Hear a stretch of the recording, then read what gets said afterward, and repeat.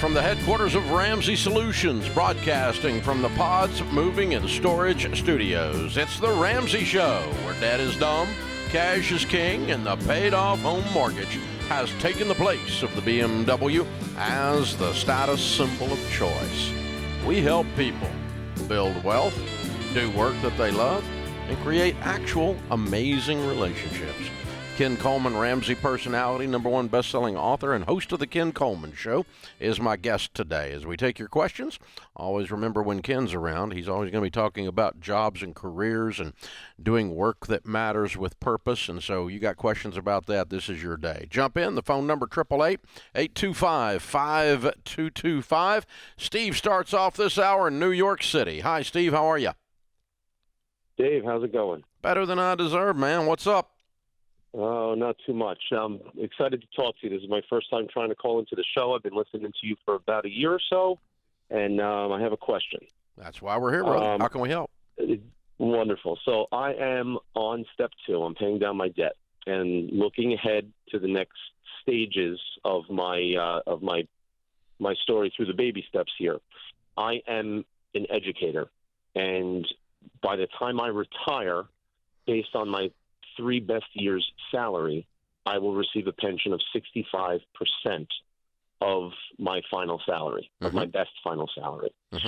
So when I I've been investing in a 403B account off and on pretty much throughout my first 20 years of teaching. Good. So my question is, when I get to step 4, and it's about investing and stocking money away because of that pension that I'm going to be receiving, where do I still go to the 15%? Do I do a little bit? I don't want to say do I do less, but I'm not quite exactly sure where to go when I get to that investment piece of it. Right. Well, I would always do 15% at baby step 4, even if you have a pension. You're not putting the pension in. Your school system is, or the governmental body of your municipality or the state of New York, whatever it is putting it in. Right. So it's not coming out of your pocket. So you can still put 15% in. And there's 2 reasons for that. One is I've never had someone get to retirement and go, I've got too much money. That has never come up. Sure. Okay? That makes sense. And the second reason is that the pension's just not under your control. And I have no idea. I've not read an article one way or the other, or don't have any insight as to how good a job your municipality or your state is doing managing the teacher's pension. Some people do a good job at that. Some people suck at it around the nation. There are some of them that are pretty unstable. I have no idea about yours one way or the other, and neither do you, because you've got zero control over it. I mean, you can get some insights of people that are criticizing it or watchdogs or whatever on the thing, but overall, you don't have control. What you do have control over, you need to control, and that's your savings rate in the 403B. And, of course, we tell you to do match first, Roth second. Does the 403B offer a Roth version? That's a good question. I'm not sure. Yeah, pick good mutual funds with a Roth version. Is there any match? No, there's no match. Yeah, that would not be unusual. Most 403Bs don't have a match. But, I'm putting it in good mutual funds across the 4 types that we talk about: growth and income, aggressive growth, and international. So that if this pension that you have no control over struggles or worse, even collapses, you've got you've got a backstop, and hey, big old pile of money extra. You probably find something to do with it. There's probably somebody needs some help. There's some hungry kids somewhere need to be fed. So it won't be bad. I would go ahead and build the wealth. Yeah, and this is a great example of teachers who are intentional, and what we saw in the largest net worth millionaire study ever done by Ramsey Solutions. And they were in the top 5 teachers who are net worth millionaires because of this kind of intentionality, this kind of phone call. Steve, who is dedicated to a profession that doesn't pay a whole lot, but is going to invest wisely. Plus, we hope the pension and all that plays out. But it's a great credit to Steve. Steve, thank you for really being on the front lines and working in a profession that is increasingly very tough to work in. Yeah, a lot of people. We're losing a lot of teachers and nurses and policemen for a lot of reasons out there right now, and it's leaving a shortage in those areas. Number one, career category, engineer number 2, accountant number 3, teacher, in the career categories that ended up being millionaires. Very interesting. And those are actual facts. That's not a wish. It's not an aspiration. Airtight study, largest study ever done. Research of America's millionaires, over 10,000 of them studied. That's what we found. Because every time I mention this, some idiot troll gets on the internet and goes, "Yeah, I'm a teacher and I'm broke." Well, yeah, I get it. I understand. Teachers don't get paid enough. I get it. I understand. Yeah. But I still found in the study that in spite of, your drama, there are teachers that become millionaires. So many of them that it's the third largest category. It's extraordinary. Yeah. Very good stuff. Open phones at 888-825-5225, New Jersey. Jessica's calling. Hey, Jessica, what's up? Hi. So I'm a huge fan. I love listening to your show every day. It keeps me motivated. I'm a bookkeeper by trade, so usually my whole life revolves around numbers. But my husband and I have been pretty stupid, and now we're trying to get debt-free and not Dave-ish, because we did that in the beginning and it didn't really work. So I have my whole debt snowball laid out, and I have a debt snowball question.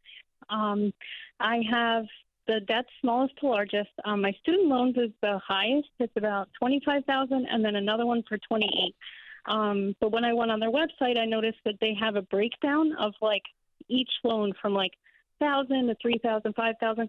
Do I list them in the debt snowball that way, or do I list it as like? Yes. I do. Yeah, because when you pay one of them off, you don't have the payment anymore. Right. Okay. So, but if instead you had a $20,000 loan and you paid $1,000 off, it doesn't change your payment. It doesn't change your payment. Right. But when you pay off that $3,000 or $3,200 or whatever one, that payment goes away. Yes. And that makes the snowball roll. Will you follow me? Yes. And you get to have a high-five moment, do a Snoopy dance in the living room, nose up, feet moving. We're doing it. It's moving. Yeah. Okay. Yeah, you get to feel the traction, which is the beauty of the debt snowball. Yeah. Yes. Gotcha. Okay. All right. Thank you so much. Thank you for calling in, kiddo. Open phones at 888-825-5225. Personal finance is 80% behavior. Yeah. It's only 20% head knowledge. We all kind of know what to do. We even know what Congress should do. And we keep electing the same morons and sending them up there. Maybe we ought to send some different morons. I like the thought. You know what else I love about the debt If you were snowball? running a business and you had people that worked for you that were that incompetent, you'd fire their butt. Well, you're going to have a chance in 2 weeks. Couple of weeks here. Yeah. You got a chance to say, you have a little celebrity apprentice, you're fired. Yes, you can. You could do that. You could do it. You won't, but you could do it. Yeah, I think there's a party getting ready to get fired across the. Oh man, it's gonna be bloody, bloody, bloody, bloody, bloody, bloody. This is the Ramsey Show.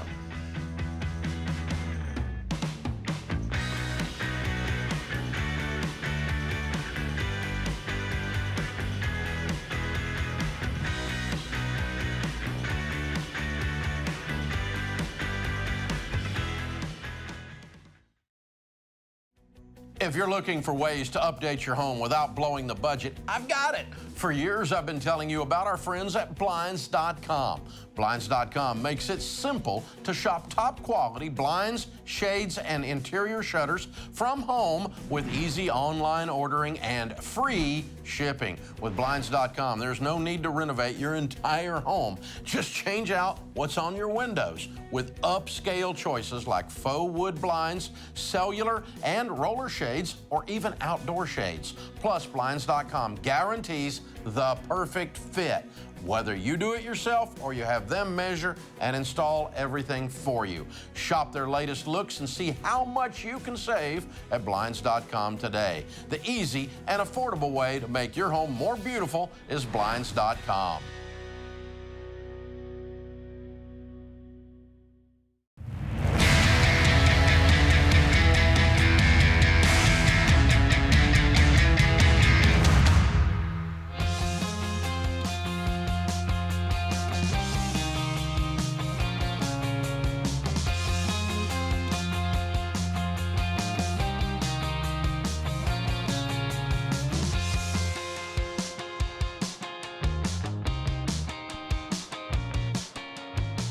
Well, if you follow us on social media, you saw this past weekend in Dallas that we had an absolute blast at Smart Conference. Coleman, you and I think we're the only ones not up there singing and playing some kind of instrument other than Rachel. Yeah, George you and me Deloney, and Rachel man, are non-musical, but George is up there shredding. Oh, yeah. Deloney's shredding. Oh.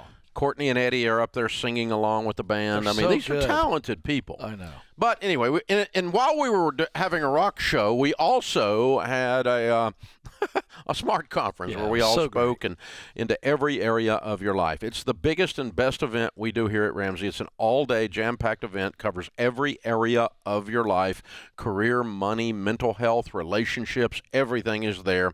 And we're going to do our very first smart conference ever here in Nashville. We announced it yesterday, and we're going to do something different. We're going to do an entire weekend, Friday night and all day Saturday. And this is going to be the first event we host at our brand new Ramsey Event Center. So you'll be the inauguration event. You're going to get commemorative tickets. Oh. You know, I've got the commemorative tickets from the first Nashville Predators game. Oh, yeah, sure. Daniel Ramsey was a little guy. Many years ago, we went to that together, and I've actually got the pucks that they handed out that were commemorative that night. That's fun. Someday they'll be worth nothing. They still are, but they're a nice thing to it's nice a great memento. memory. A nice memento. No promises that these commemorative tickets will ever have a future value, but they're going to be very cool, and you will have participated in something very unique.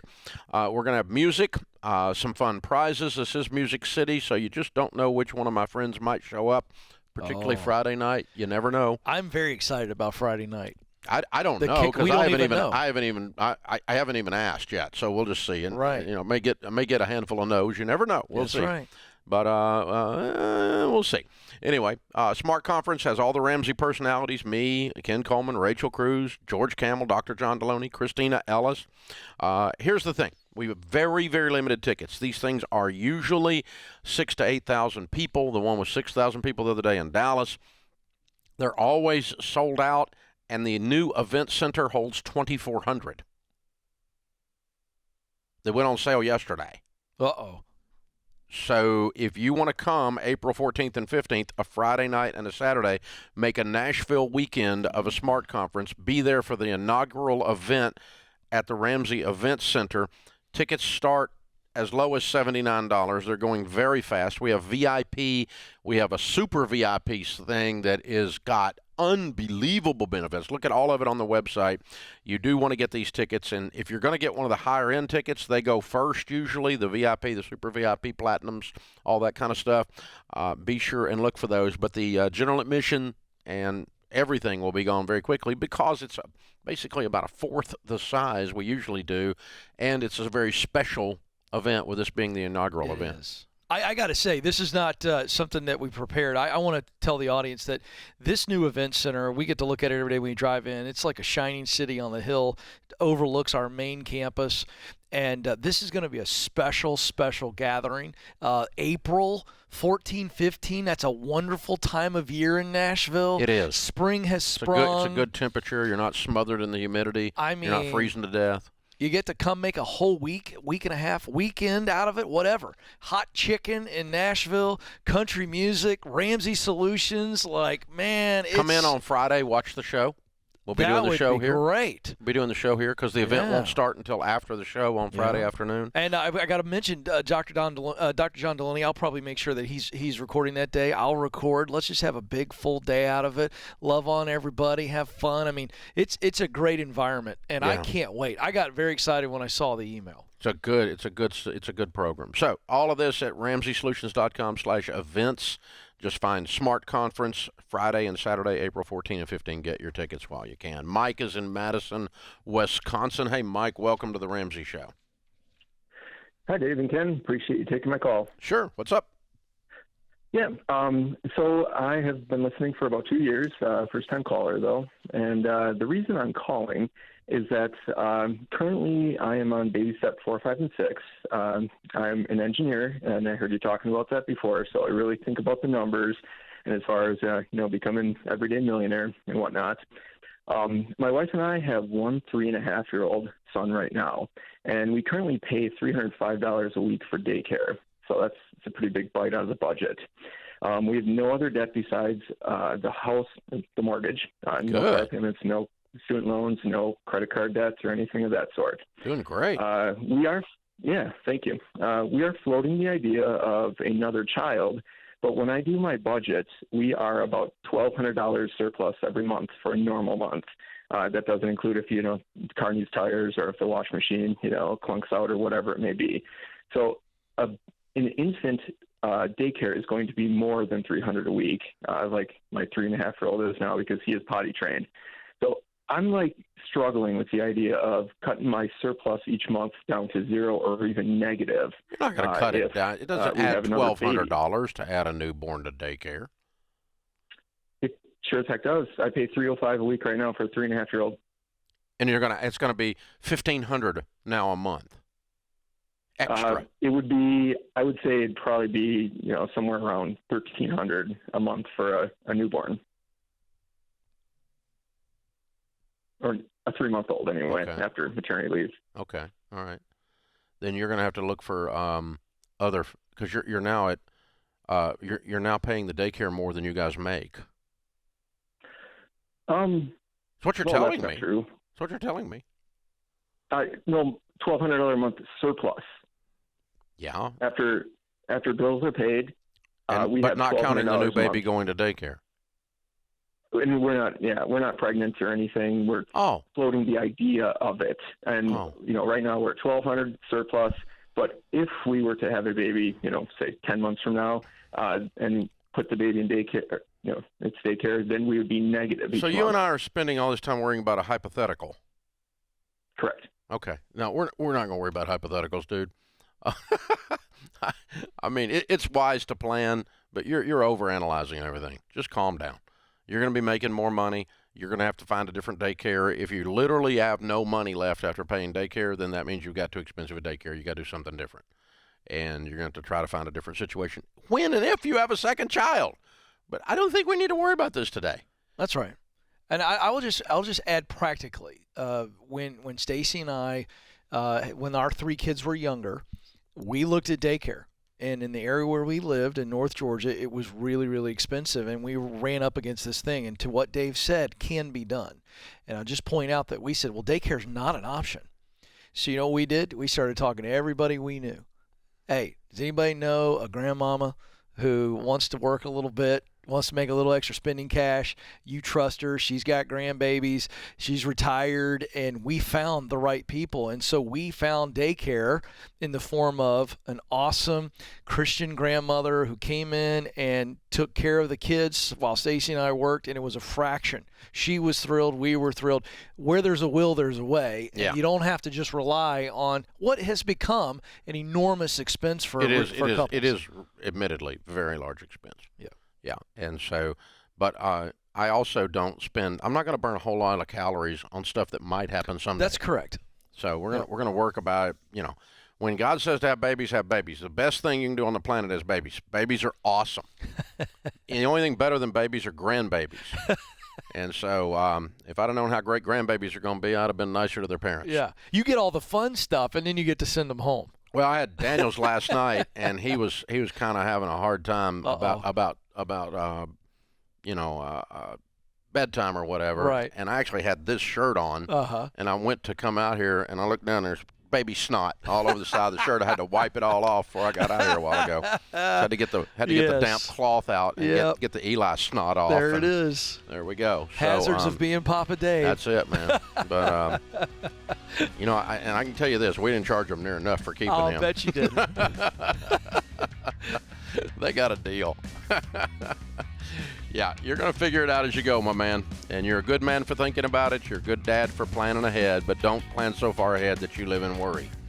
That's not what we're going to do with that. Good question. Thanks for the call. This is The Ramsey Show.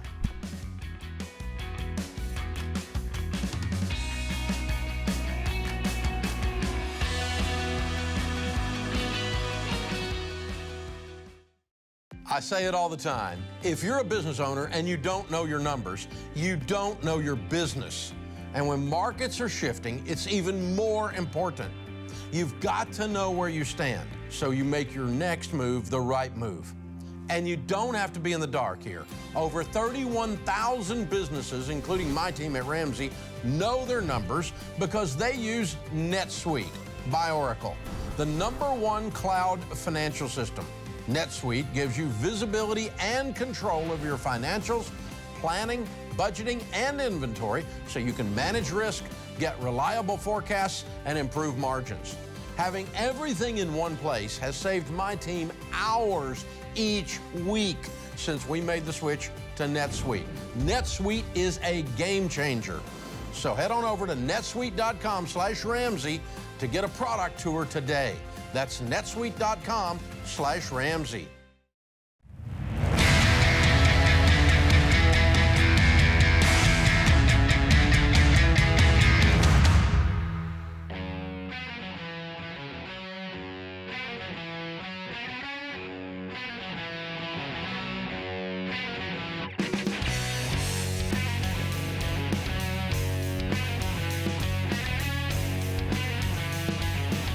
Ken Coleman, Ramsey personality, #1 best-selling author, host of the Ken Coleman Show, is my co-host today. In the lobby of Ramsey Solutions, Jennifer and Travis are with us. Hey, guys, how are you? Dave, better than we deserve. I love it, brother. How much have y'all paid off?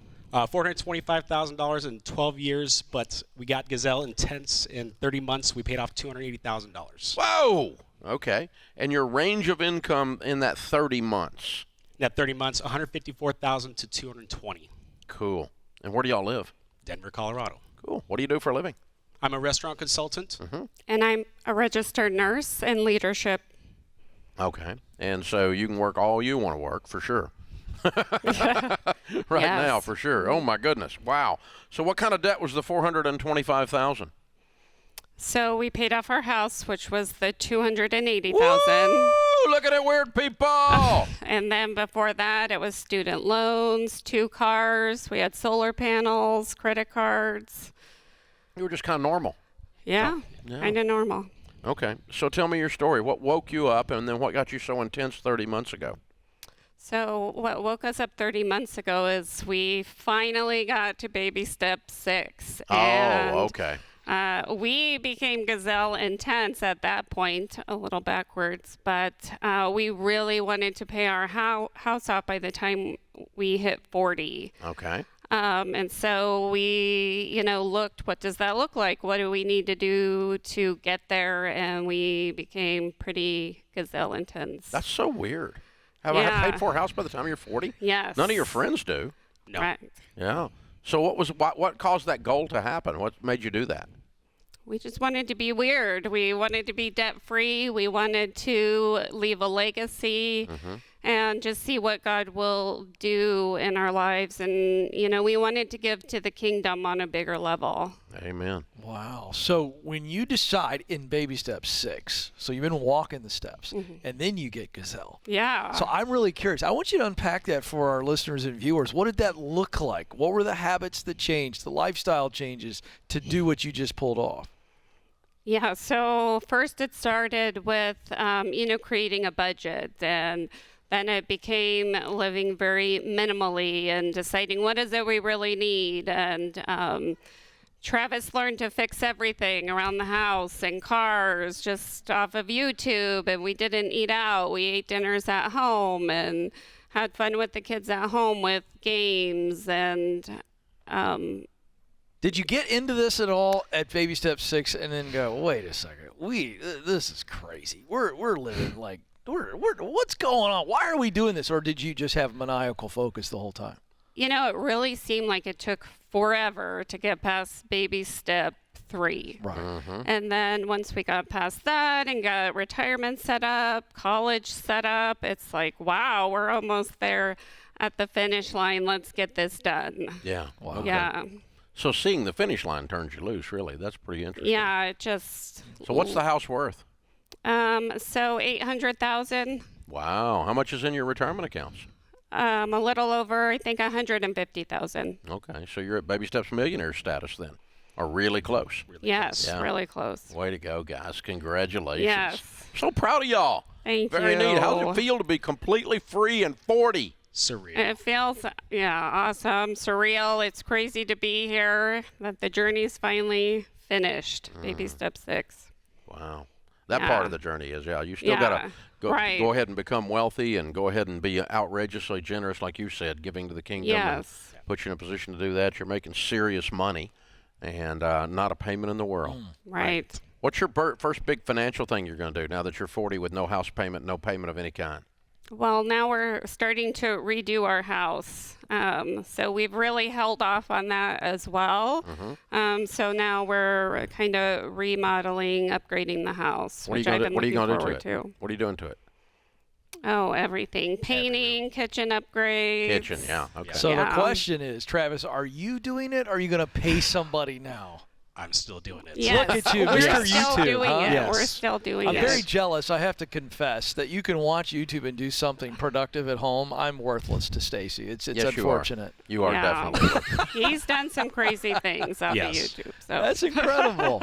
Good Way for to go. you. Yeah. Wow. What do you tell people the key to getting out of debt is?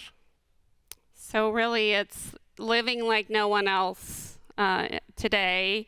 You've got to create a budget. You've got to get control over your money, and just really believe in yourself in the process. And, keep coming back, even if you get derailed, because life's going to happen, and cross the finish line. You'll do it eventually. What caught you off guard about this process? What was the surprise in the whole thing? With my job, I got furloughed. So being able to look and say, we had the money set aside to be able to support ourselves through that process, but we actually were living so minimally that we actually didn't have to dive into that money at all, which is like that eye-opener. Like we're doing something right when we can just say we're living at the right level to be able to keep driving. Yeah. And then they brought you all back. Yeah. That was pandemic stuff, I guess. Right. Yeah. That was when it But happened. we were prepared. Yeah. COVID hit. We already had baby step 3. We were living minimally to pay off the house, so it didn't have a devastating effect on us financially, thankfully. Yeah. Dave, I want to ask a question. I haven't asked in Debt-Free Screamers on this, and I don't want to minimize the effects of inflation. I don't want to in any way be insensitive to the fact that goods and services cost more. But knowing what you all know, how does inflation, when you hear things of inflation, you actually see the cost, how does it affect someone like you guys? So it doesn't affect us as much as somebody else who is, living paycheck to paycheck, because we do have that extra cushion to get us through that. Yeah. Yeah. Cool. Good for you guys. I love it. Well done. Well done. Well, we've got a copy of the Total Money Makeover for you in the Live and Give bundle, and that'll give you something to give away and encourage somebody else on this journey. The Baby Steps Millionaire book, our latest #1 bestseller, and that's the next chapter in your story. You're there, almost be there, may get there by the time you get home. You never know. And Financial Peace University membership for a year. If you haven't been through it, go through it. It's got all the new videos in it, or give it away. And again, encourage someone else on their journey. All right, let's bring the kiddos up and tell us their names and ages. All right, we've got Blake. He's 9, and then Ava. She is 7. Oh, cute. Very good. Very good.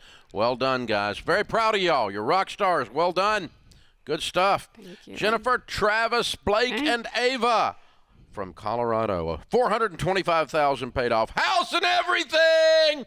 12 years, but most of it done in the last 30 months, making $154 to $220. Count it down. Let's hear a debt-free scream. 3, 2, 1. We're debt-free!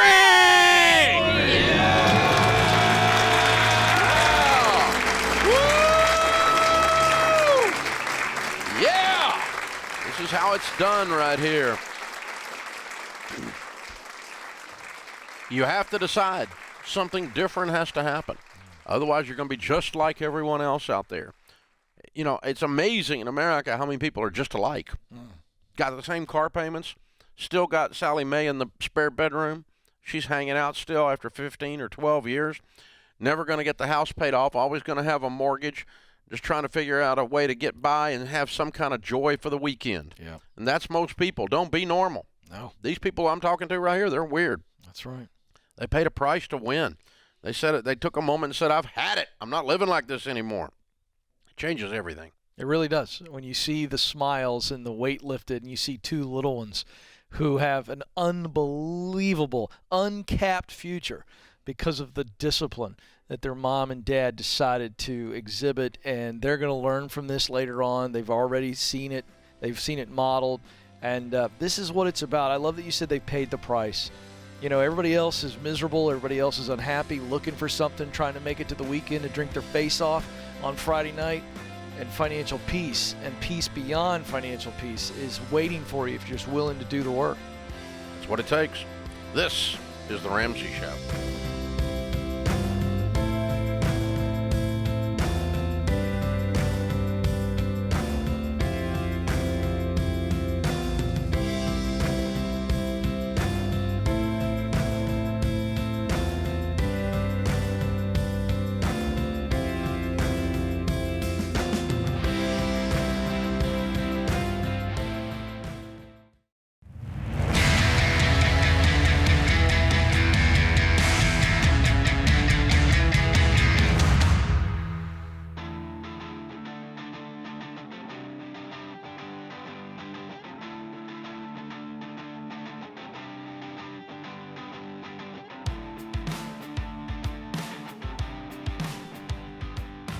So Ken Coleman and our product team, our developer team, got together a couple of years ago and spent a bazillion hours and a lot of my money developing this assessment that is absolutely lights out. It's called the Get Clear Assessment.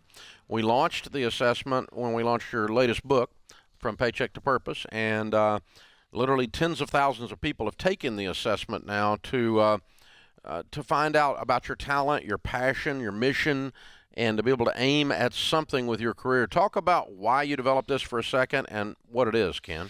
Well, you know, the reason I developed this is because many years ago, I went through my own kind of career crisis. I was heading down one path, had been heading that direction for a while and making progress. And I had a change of heart. And it really shook me because I went to a place of confusion, as I'd been going one direction and I knew I wasn't going to go that direction anymore, but what direction should I go? And that's a very intimidating thing for people because you're thinking about your livelihood, taking care of Stacy and the 3 kiddos.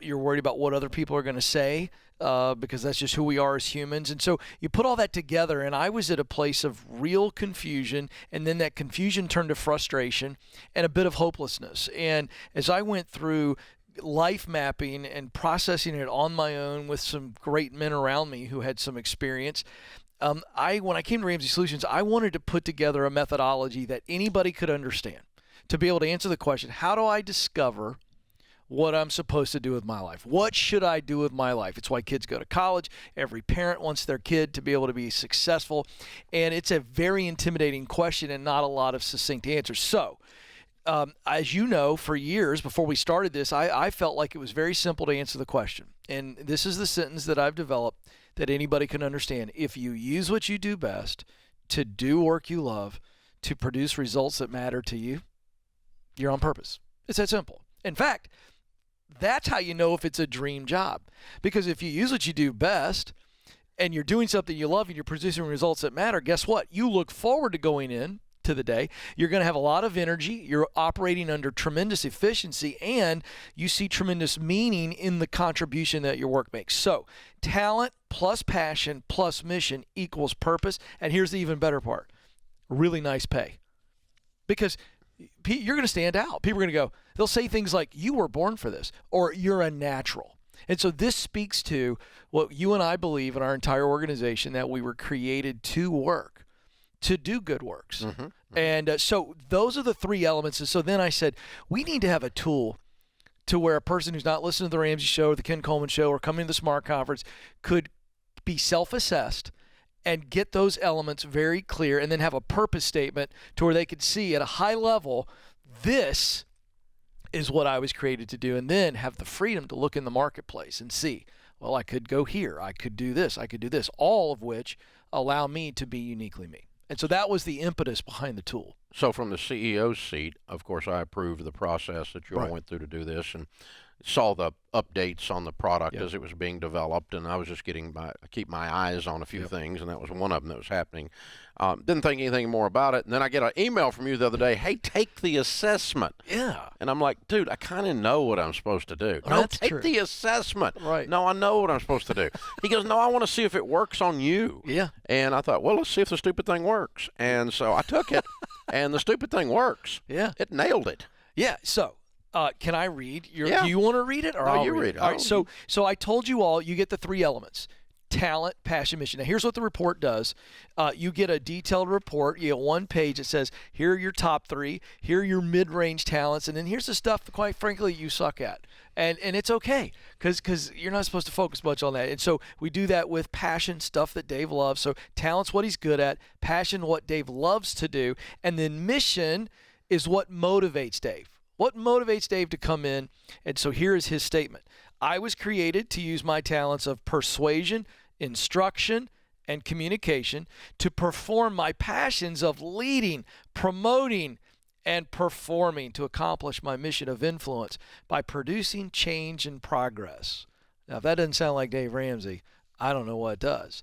And so what this does, not for Dave, but for anybody who's a little bit confused, maybe lacking some confidence, it gives them a chance to see themselves as the world sees them, how they are uniquely put together. And that purpose statement is a high-level job description for a couple reasons. Number one, for the person who's maybe a college student or someone who's just been wandering, they can now begin to have a North Star, a compass. And then for someone who's in it and starting to wonder, should I stay with it because I'm going through a valley, which happens, then what it does for them is gives them tremendous confidence and courage to stay. And so that's what this tool does, clarity and confidence. I think I'm a simpleton. Every time I take one of these things of any kind, it completely nails me. Well, it's So, because you answered 40 honestly. years ago, I took the DISC, the Yeah. DISC, and I came out 98% D, 98% I. Yeah. And I came home, I handed it to my wife. We had never seen anything like these kinds of assessments back in those days. And I handed it to her, and we were sitting there talking, and she's reading it. She's like, yep. This is what's wrong with you. I went, what's wrong with me? That is me. That's not what's wrong with me. And then she took it, and she is determined as an SC that that's the proper thing to be, and all the rest of us are wrong. Well, and that's, we yeah. still She trying to makes a convince fair her point. after 30 years that's not how this works. But Right. and then I took the Enneagram, my friend Ian Cron, right? Oh, sure. And he like, I wrote 8 for you. Oh, yeah. It's like you are the quintessential Enneagram 8. Exactly. Yeah, when you It's like see 8, your freaking autobiography right your there. picture's next to it. Yeah, and this thing here, man, it hit it. Yeah. I mean, persuasion, instruction, communication, to lead, to promote, to perform, to have influence, and that's what we do here. I mean, that's what a lot of Ramsey does, for that matter, because Oh, it comes yeah. out of the out of the DNA of the leader and the Right. founder. That's exactly And, right. and so, this thing it's the Get Clear assessment, folks. And how much is it? You ready for this? It's only $10 until the end of October, so you only have a few days left. For the whole month of October, we've reduced it from $30 to $10. And here's what's great about it. It's digital. Now, you can do a printout like we did here, but you're also going to get a PDF. It'll send you the download of It's this, gonna and then get you can you- yeah, hit print on your own 30-page computer. report that really goes deep. And It's very impressive. I mean, when you read thank through you. it, I'm just like, It's- yep. Yeah. Yep. Wonderful Yep. gift, by the way. You know, you got a college kid coming out of college trying to figure out what to do. You got a Well, or somebody just husband kind who's of struggling. You got friends that are in the in-between spot. Yeah. It's like, I don't know, man. Yeah. I thought I knew this, and I don't know anything. Yeah. And there's something. It kind of, when you don't know where you are like that, it dashes your confidence, Yes, sure it does. and you don't have the I don't know, the energy to move forward on stuff when you're not Yeah, when you're here's- unsure. Here's how I talk about it. If you've ever driven in a downpour of rain and it comes on you quickly, a deluge, or tremendous fog, you immediately pull the car over. You slow down first, tremendously. You slow down and you pull over. Why? You can't see past the hood of the car. This is the same way in our work and our career and purpose, that if we're not quite sure, we're not clear on where we're going and why we're going, what do? We pull back, and it's the paralysis by analysis. And a tool like this uncovers who you are, get the results, run them by somebody who knows you really well, get some feedback, and it'll give you that added confidence to be who you were created to be. Well, and I'm convinced that the the algorithm that we put together to do this is unbelievably accurate. So yeah, it is. I mean, it certainly nailed me, no question. Very about smart people that can do all this. Yeah, this gyration. And you spent a lot of time in the wordsmithing because you knew what you wanted it to say and how you wanted it to feel.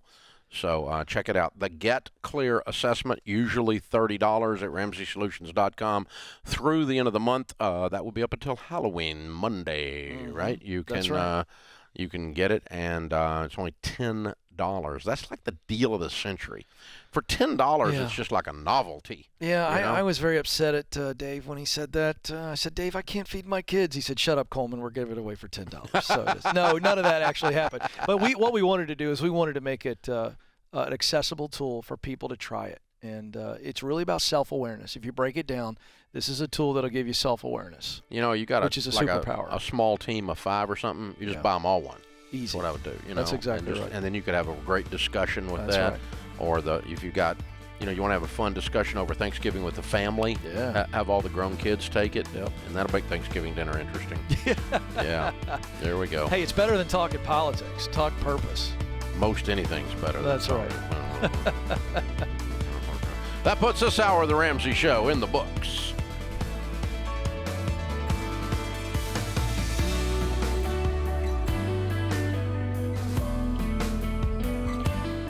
Dave here. You can find all of our shows with the Ramsey Network app on your smartphone. It's the only place to listen to the entire back catalog of episodes. Download the Ramsey Network app in your favorite app store today.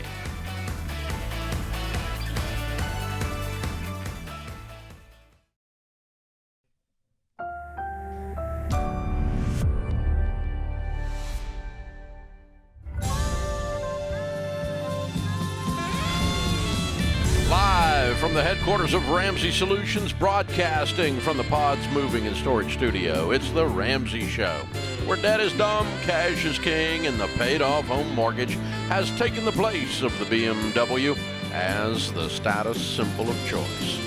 We help people build wealth, do work that they love, and create actual amazing relationships. This is a show about you and your life. Ken Coleman, Ramsey personality, #1 best-selling author, host of The Ken Coleman Show, is my co-host today. Cindy starts this hour in Dallas, Texas. Hey, Cindy, how are you? I'm just fine, thank you. My situation is I am 61 years old. I'm in a job. I've been with this company for 12 years. I want to change jobs. I need to work with people that care about their job, that come to their work and do the work and know what they're expected to do and do it. My Enneagram that you talked about, I'm a moral perfectionist, loyal guardian, and I also did Ken Coleman's assessment. My talent is inspection, instruction, execution. My passion is leading, finishing, analyzing, and my mission is achievement. I want to change jobs, but my friends and family are telling me I should not. Because of my age, I need to stay put because it's going to be hard for me to find a job. And I have applied for jobs, and I don't even get an interview now. When I used to get lots of interviews. I mean, I have stellar work history, and I just am stuck. Sure. I don't know what to do. Okay, so before we get into the applying process and what frustrating results you're dealing with there, I'm just curious. I heard some things on you that I've heard before, and I'm just curious what you would say is the #1 and maybe 2 reasons why you want to leave this company. Give me the quick version. Okay, because the people, they're, they don't come to work. And it's an office. It's a professional business. They call in. Mm-hmm. They don't want to work. They sleep at their desk. All right, let me ask you this. I'm a worker. I know. I can tell. Are you leading those people, or are these coworkers? Well, they were coworkers, but our manager left. They moved me into the management position, and I asked to be moved back because I just couldn't. I want people to know what their job is, do their job, be able to do their job, be capable of doing their job, and then do your job. I get it. Now let's just remove. I'm back and I'm not in management anymore. Got it. Okay. Now let's remove that frustration from our conversation just for a moment. Let's just put it over to the side. Do you love what you're doing? Do you like what you're doing? Forget the frustration. I love my work, okay. And I love our clients. All right. Yes. So, couple things I want you to consider. I'm not in any way telling you not to look elsewhere. However, your Enneagram that you shared with us is really at the source. Your wiring is at the source of your frustration, that moralist. And what's happening? I know, and I get it. And I want to try to set you free from it because you had the opportunity to do something about it when you were in management, but you walked away from it. I'm not getting on you about it, not judging you. But you had, as a manager, theoretically, if you had support above you, to fire and get rid of some of those people or to mentor them and see what motivates them. You had your chance there. But now that you're back, if you want to stay where you are because you love the work and you're 61 and you're having a hard time looking out, and seeing other opportunities, you've got to get to the point where you go, I'm responsible for my work. And I am their coworker, not their mom. I am their coworker, not their aunt. I am their coworker, not their leader. And you've got to decide, because what I'm hearing here... Not judge, jury, and execution. That's right. It's not your call. And so the source of all of your tension and frustration is you looking at everybody else, sloughing off, slacking. Right. I get it. I get the frustration. Well, but it affects my work. Okay. All right. That was my next question. How much is it affecting your ability to do your job? Now, this is the question. Not how much is it affecting your ability to focus on your job, because I think you're focused on them and giving them too much power. But how much is it affecting your ability? See, that's what the giggle is. How much is it affecting your ability to actually execute on your work? 5%? 10%? Maybe 10. I don't know. It's just when there's errors made, I'm the one that has to deal with our customers. Okay. Have you taken this to your leader to say, hey, I'm crushing it, but I'm having to deal with... They're afraid. They don't want to lose anybody because we've already had a lot of people leave. And that's what's going on right now. We have a lot of leaders right now that are afraid to fire anybody because of this big gap we have. Those aren't leaders. Those are wusses. That's exactly right. You can't control that. So what you have to decide here is, wait a second, what is best for me, Cindy? Because if I love my work, can I, at the age of 61 with a lot of maturity and a lot of work ethic, can I allow this stuff to bounce off of me, or is it no longer tenable? I can't do this any longer. That's what I really want to know. I think you go get a new job. I think so too. But I also don't. So walk her through the application process. Well, I wanted to challenge you because I don't think it's as bad as you're making it out to be. But here's the thing. If you got to get noticed in today's world, it's not by applying online, because even small businesses are using softwares and they're weeding people out. You're 61, which means you have at least 4 decades of relationships and connections, and you have got to shake the tree. You got to get out there and go, hey, I'm looking to move on. Here's specifically what I'm looking for. And it is relationships that will get you in the door, because they go, let me tell you about Cindy. Cindy's amazing. But if you just apply, and some people may see your age, they may not, but you may not even get your resume looked at. So this is all about the proximity principle. I wrote a book that details this in great detail. I'll give it to you. We'll give it to you when we put you on hold. But this is about you leveraging your relationship capital. Do you understand what I'm saying? Yeah. Yeah, I think you have a distinct marketplace advantage because you actually know how to work. And you're mature. No question. No, you actually know how to work. Yeah.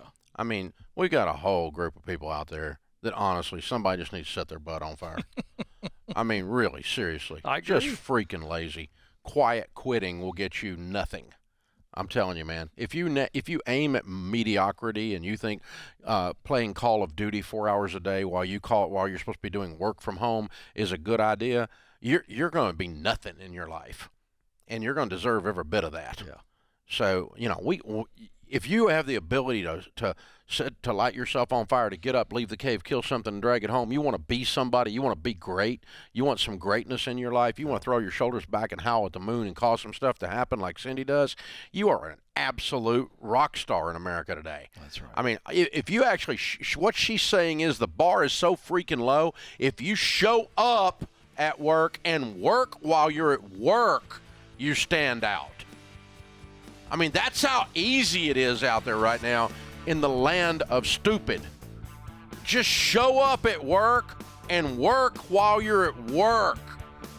Aim at some greatness. Be somebody. Cindy, I think you need to get a new job. I think you work with doofuses. Hold on. We're going to send you a copy of Ken's book, Proximity Principle, so you can find some good people to work with.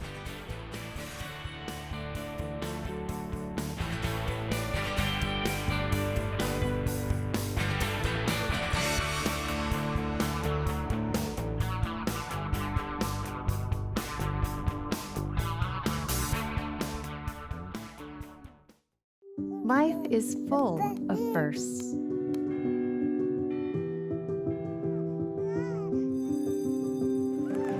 As the first and longest-serving Christian health cost-sharing ministry, CHM has shared medical expenses for its members since 1981. We believe you should have the freedom to focus on your health while being supported by a community of believers, giving you the opportunity to create many more firsts.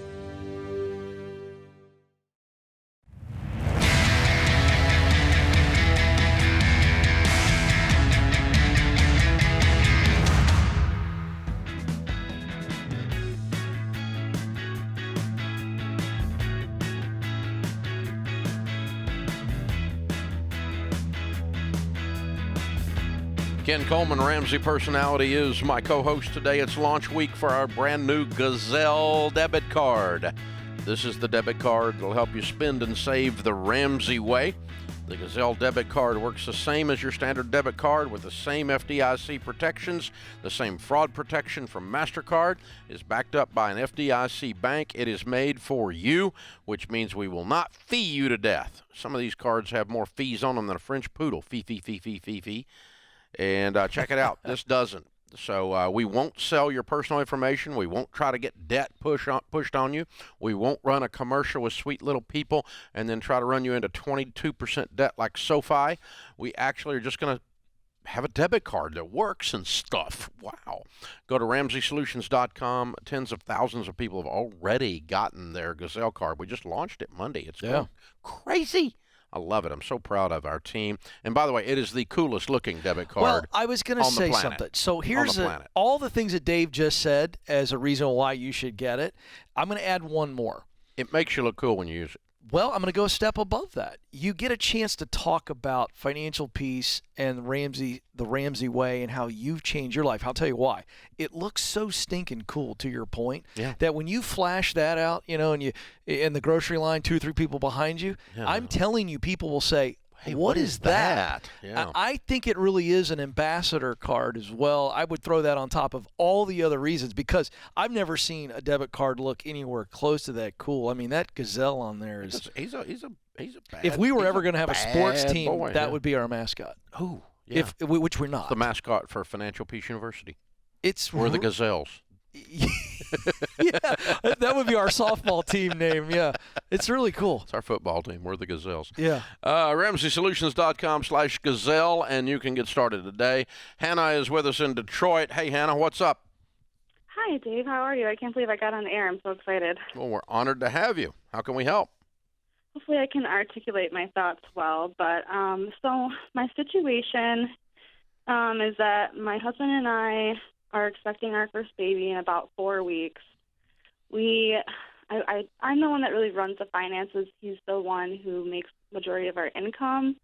I work really hard every year to try to keep us out of debt, but once the holidays roll around, I feel like we're always starting our year with some consumer debt.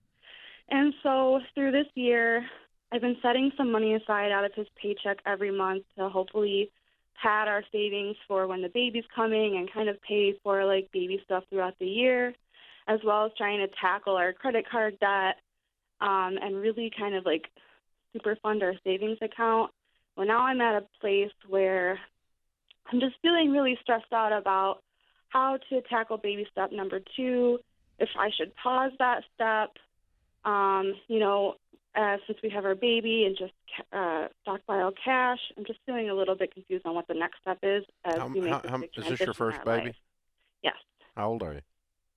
I am 30 and my husband is 33. Cool. What's your household income? Our household income is about $56,000. Okay. You're trying to do 7 things at once, nesting, getting ready for a baby, and none of them are working and you're frustrated, which Yeah, makes I you feel like like a I've- normal human. I realized as I started listening to your show about 3 weeks ago Stop regularly, it. and I Just realized I was stop it. tackling every Just stop step. it. Just stop it. Just breathe. Thanks. You have job 1, baby. Yeah. Have a baby. That's your only job right now. Just calm down. Don't do nothing else but have a baby. That's all I want you to do. Thanks. You're not in charge of the world. You don't have to balance the national debt. Right. Just have a baby. Just enjoy. Now, what we tell you to do as far as the baby steps go during this time is stop everything and just pile up cash. I want to see how big a pile of cash you can have before baby comes. Okay, so 'cause Don't my touch husband, it. Don't complicate it. Just stop doing everything and pile up cash as high as you can pile it. And don't be blowing a bunch of money. You don't need to spend $7,000 on a human that weighs 2 pounds or 5 pounds. No, I've been pretty frugal. They don't take up that much room. Yeah. Stay off of Amazon. For real. Okay? Just breathe and pile up money and have a baby. And then when baby gets home and you got a big old pile of money, then you can start your baby steps, and we'll use that pile of money to go on the debt, and we'll begin to plow our way through the debt, okay?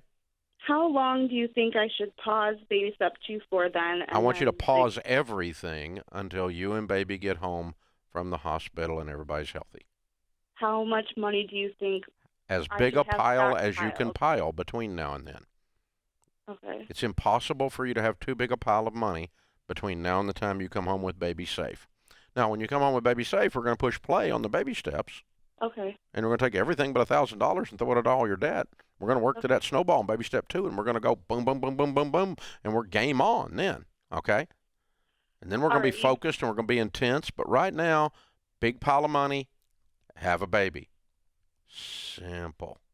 All right. Even though I won't be making any income for about 3 months, my husband will. So should I still start the steps? Can you live on your husband's income? Yes. Yeah, Okay. I can, especially with the savings that we have already. No, I didn't say you were going to use the savings. I asked if you could live on the income. You can live on his income.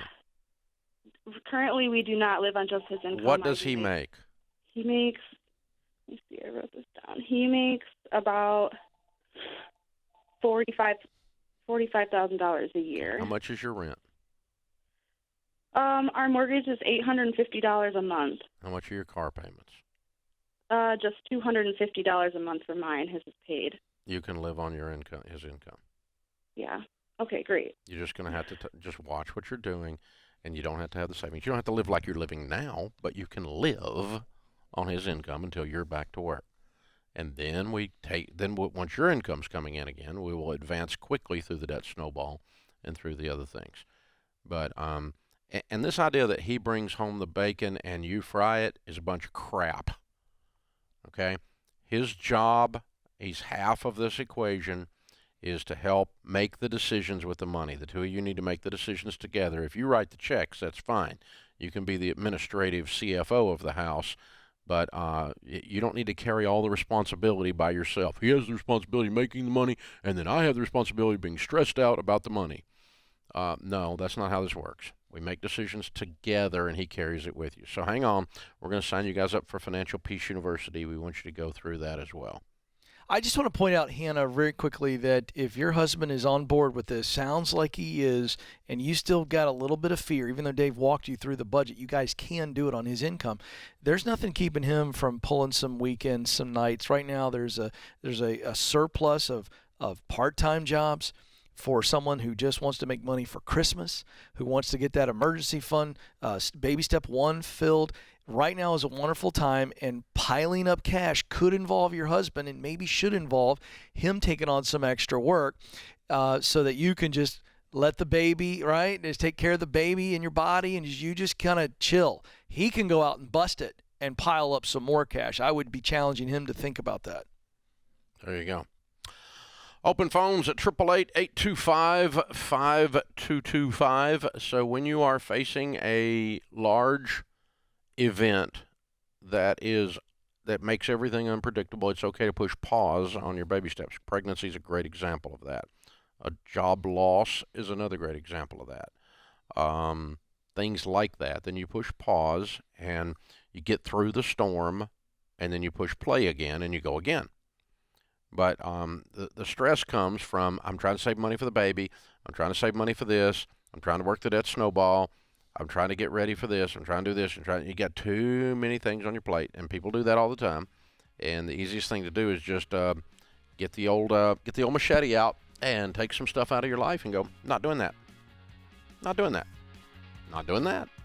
No is a complete sentence, and your anxiety level goes down every time you say no. Nope, not doing that. Nope, I'm so sorry. I love you, and I can't come. Nope, sorry. Nope, I think you're going to be awesome, but I won't be there. Nope, thanks. You're amazing. Nope, can't come. Stress goes down every time you do it. I do it all the time. This is The Ramsey Show.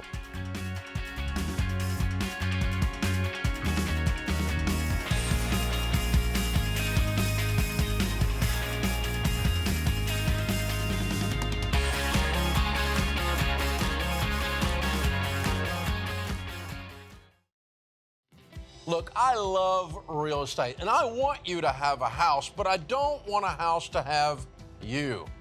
That's why you need to get in touch with Churchill Mortgage to make sure you do this right. These guys are awesome. They'll help you get on a smarter mortgage plan because they're committed to doing what's right for you. That means they check in every year with free consultations to help you stay on the right plan. They show you how to save money and interest so you can build wealth faster. They walk you through the total cost of your loan so you can make the best choice. Basically, they care. That's why we call them Ramsey Trusted.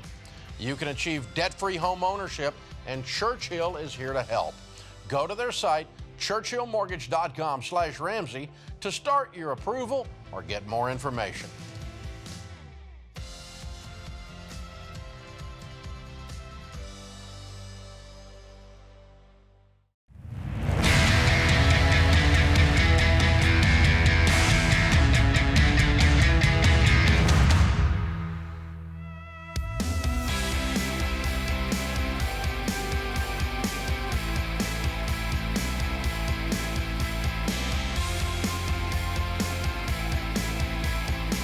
Ken Coleman, Ramsey personality, host of the Ken Coleman Show, is my co-host today in the lobby of Ramsey Solutions on the debt-free stage. Colin is with us. Hey, Colin, how are you? I'm better than I deserve, Dave. How about you? Just the same, sir. I've heard that before. Very cool. Where do you live? I live in Amarillo, Texas. Oh, fun. Welcome to Nashville. First and time. How much debt have you paid off? I paid off $81,756 in 2.5 years. Way to go. And your range of income during that 2.5 years? I started off at $45,000 and I ended at $102,000. Okay. Wow. Very cool. So what do you do for a living? I'm a medical device sales rep. Oh, you're doing well. Yes, Good sir. for you. Good job. All right. And $82,000 was what kind of debt? So that was all student loans. Whoa. Yes, sir. Sally Mae did have her own place with you. Wow. Yes, sir. How long you been out of school? So I've been out of school for 3 years. Okay. So you get out of school and you say, got to get rid of Sally Mae. Absolutely. I just remember living in Dallas. I was a former collegiate athlete, graduated with my master's degree, living, just that young professional, perfect world, just entering into that workplace. And I just remember sitting down after that 6 months grace period and really, totaling up the amount. And I just having an oh crap couldn't moment. believe it. Couldn't believe it. Oh crap. Yeah. Oh crap moment. Oh my gosh. Wow. So then what did you do when you said, I don't know what, this is crazy. What was your next step? How'd you find us? How'd you get on the Ramsey way? So, honestly, I was just on YouTube one day and, I just found one of your videos.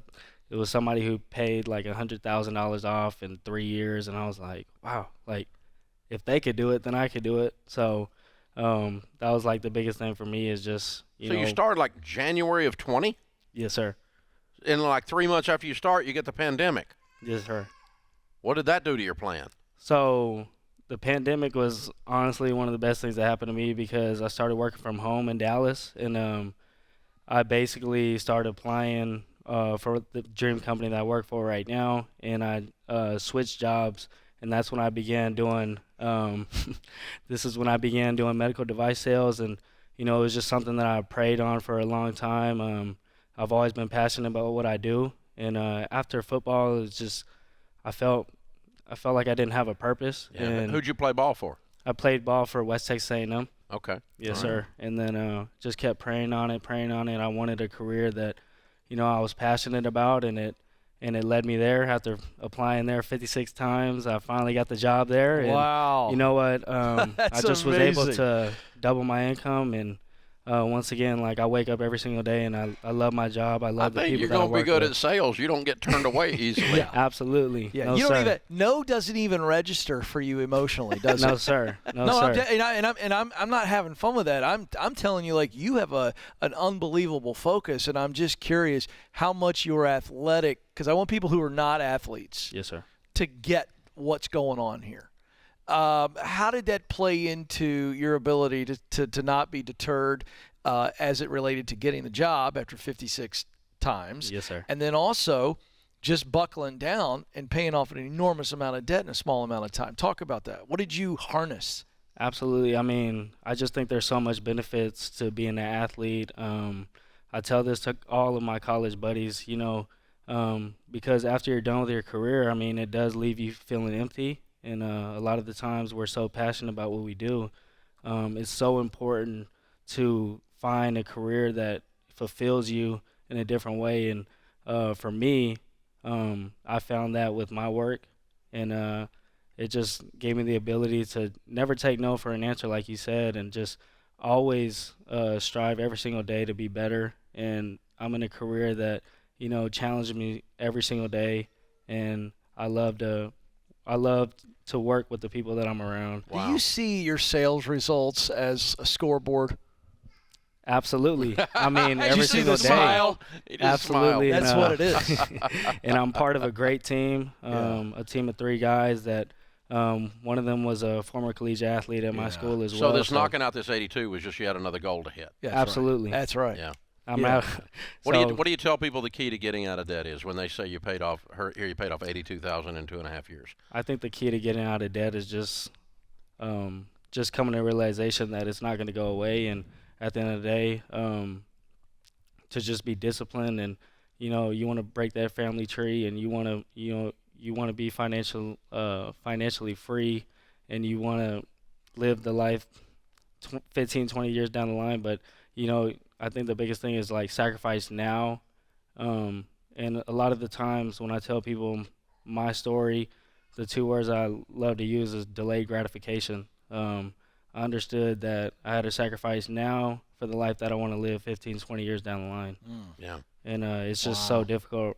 It's just not normal for people my age to do that nowadays. So I just really wanted to grab those horns, and just attack it. By the way, it's never been normal for people of any age. I'll just tell you, there's not been a generation that had Yes, this sir. down. Yeah.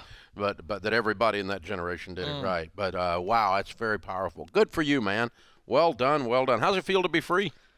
It feels amazing. I still remember I wrote my last check. It was $6,500, and I actually drove home to El Paso to celebrate with my family and hit that last click and recorded and everything like that. And I kind of got teary-eyed when I did it, just because it was just such a journey, and there were so many sacrifices that came with it. I'm 26 years old. And 100% free. Way Yes, to go, sir. dude. That's the biggest win of your life. I'm Yes, so sir. proud of That's you. why you got emotional. Yeah, touchdown. I mean, Touchdown. what was one of the most disciplined things, or maybe the hard things you did to sacrifice as a young single guy coming out of school? Like, what were you doing? I mean, the biggest thing is like not being able to eat out, not always being able to go to social events. And if I did, I would just kind of sit there and, I wouldn't eat, I wouldn't drink, and just staying focused. And also a part of that too is I had a second job at one point, and I think that was one of the lower points of my life. But I understood that, once again, like it was for a short term. Yeah. Oh, way to go, man. What a so champion. proud of you. Well done, Colin. Beautiful, beautiful story. Very cool. Yeah. Hey, we've got the Live and Give bundle for you. That's the Total Money Makeover book for you to give to somebody and encourage them like you have been. Yes, sir. The Baby Steps Millionaire book, which you are on your way to that one for sure. And of course, the Financial Peace University membership for a year. We'll give you all of those and use them yourself, give them away, whatever you need to do. That Live and Give bundle. So very, very well done, Colin. Beautiful job, sir. I love it. I love it. All right, Colin from Amarillo, Texas, $82,000 in 2.5 years, making 45 to 102. Count it down, 26 years old, he's free. Let's hear a debt-free scream. 3, 2, 1. I'm debt free. Yeah!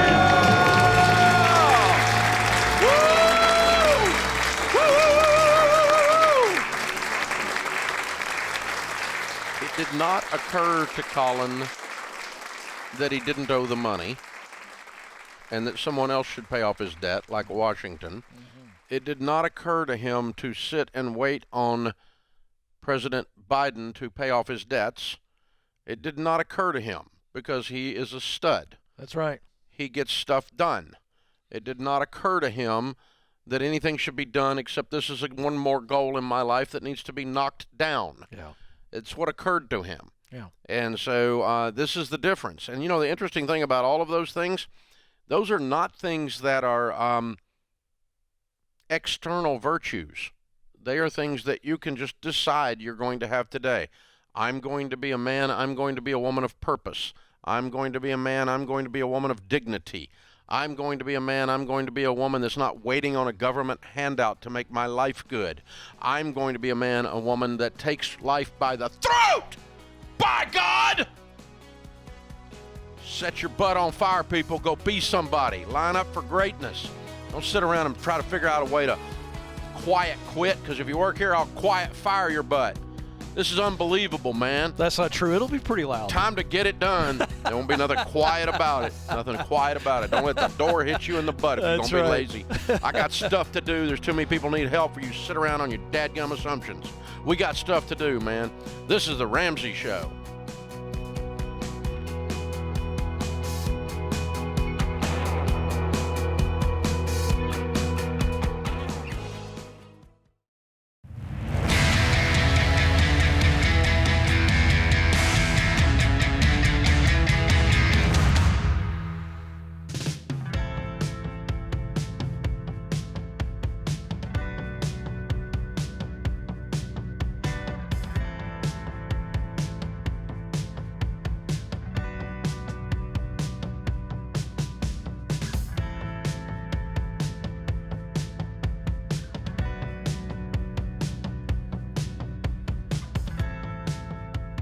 Ken Coleman, Ramsey Personality, is my co-host today. Open phones at 888-825-5225. Our question of the day comes from Blinds.com.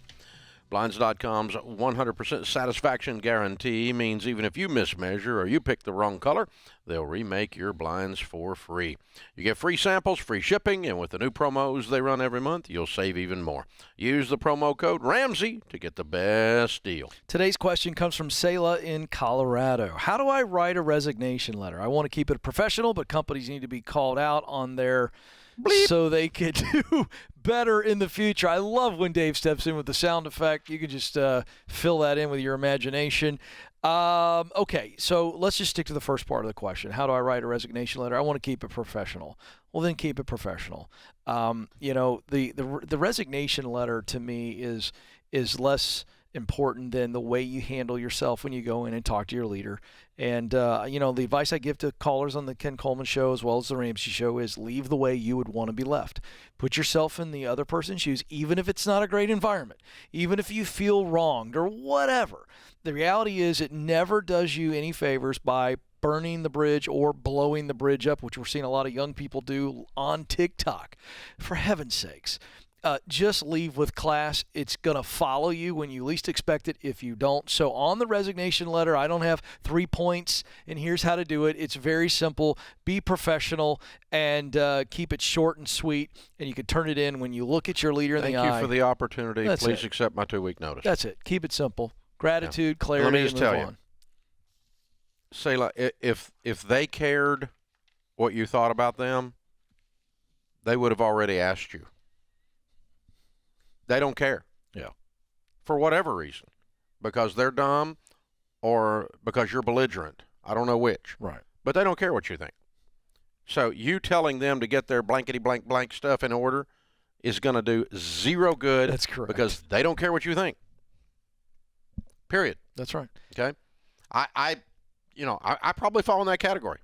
Well, I think most every leader does. I quit doing exit interviews. Now, our HR team does exit interviews because they want to try to find out why you're leaving. I'm not leaving. I'll be here. Yeah. So I don't, see ya. I love you, but Yeah. I'm going to keep going. You're not. Yeah. And that's pretty well the end of it. That's right. And, I don't need you throwing grenades back in here at me as you leave. It does nothing except make me remember you that way. That's right. And the probability or the percentage chance of you telling them what you think about what they need to change. And they go, oh, I never thought of that. I'm so glad you told me. I'm so thankful. It's never going to happen. So Yeah. just leave. Yeah. Leave well. Keep it simple. And you've stayed too long. If you feel that way. If you're willing to say companies need to be called out on their blank. That is absolutely You've right. stayed too long. Yeah. You need to either call them out on their blank and stay and help fix their blank, or you're part of the problem now, and you've become part of the problem. So, yeah, you do need to get out of there. Just keep it brief, sweet, and say, see ya, wouldn't want to be ya, and move on, And then you can smile later when you calm down, and you're going to go, well, they probably weren't as stupid as I thought they were, and so on. Yeah, it always cracks me up, Dave, when people want to take a parting shot at somebody. And if it's so bad that you want to leave, then why aren't you happy you're leaving? You should be bubbly. You should walk in and go, hey, I'm leaving today. It's like, what are we doing here? The problem is social media has raised a whole generation of activists, and everybody thinks they're a freaking activist. Right. You're not an activist. You're just a former employee. There's a difference. I mean, seriously, that's just your category. You're just a former employee. That's all you are. And nobody really gives a crap what you think. They really don't. That's correct. You and the 3 people that sit around and drink coffee with you and whine about stuff from 4 years ago, you're the only ones that care, And that's so some of you people do this stuff, and we've had it happen to us here. We've had it happen. I've got friends that run companies and people that do stuff, and they've never erected a statue to a critic. That's true. Just never been done.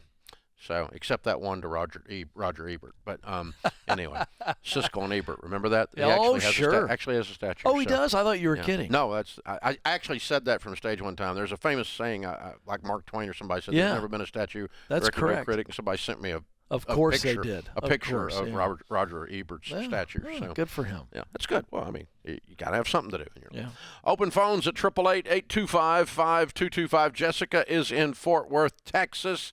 Hey, Jessica, how are you? I am so good, and I'm honored to talk to both of you. You too. I was at the SMART conference, and you were both so inspiring. Ken, you really spoke to me, and thank you so much for what you do. Thank you, guys. Thank you. How can we help? All right. So I've got an MD, which I think stands for money dummy. And good. I got to laugh. We were doing pretty good. My husband and I, we were working our way through the baby steps, made it to steps 4, 5, and 6. And then a few months ago, we were looking to move into a different home. We bought a home that we thought was going to be everything we wanted. It was in a great neighborhood. We knew we were going to put some money into fixing it up, and we felt okay with that. Then here comes the mistake. And actually, we bought it for $597. It appraised for $655. So we were like, we're doing great. And then we realized that the things we wanted to do to this house to make it into what we wanted, it was going to cost way too much money, and it was a mistake. It was a mistake, and we relisted the house for what we paid for it, knowing we were going to take a loss. We got no offers at all. We left it up for about almost 2 months, and then we pulled it and said, okay, new plan. We're going to have to fix this thing up and either rent it out or sell it. we're in that position right now. And I had been thinking the right thing to do is to rent it out. But now I'm thinking we're in too deep, and I think I want to get rid of it. I'm seeking some guidance on that. You need to sell it. It's not a rental. It's a mistake. There's a difference. Yeah, it's a big. Can I tell you some numbers though, and see if this changes anything? All right, following your method and your guidelines for how much we could buy, we figured we could afford easily $850,000 house. This house is so far under budget that between that house and the one we currently live in, which we owe $265,000 on, we're still way under that. And so that was kind of the motivation, like, well, we could still pay these both off in less than 5 years. Maybe we should just stick it out and get it done and then have it generate income. But I wouldn't sell it for $100,000 under less than what you paid for it, but I would sell it. Okay. I'm not suggesting you give it away, but I think you need. Look, 5 years from today, you're not going to be happy you own this house. Mm-hmm. It's not what you bought it for. It's not what I would have bought as a. It's not what you bought it for. It's not why you bought it. It's not your plan. It's a burden. And really, every time you come around it, it reminds you of a mistake rather than a positive thing. Yes. Yeah, I bought stuff that I had payments on in the past, and every time I wrote a check for it, it reminded me I was stupid, and I didn't like that. I have enough reminders of that. Yeah. We paid off $433,000 of mostly student loan debt about good 2 for years you. ago. So got enough reminders of that for a lifetime. Yeah. Well, good for you. You cleaned up a lot of stuff. And I don't think there's any reason to panic here.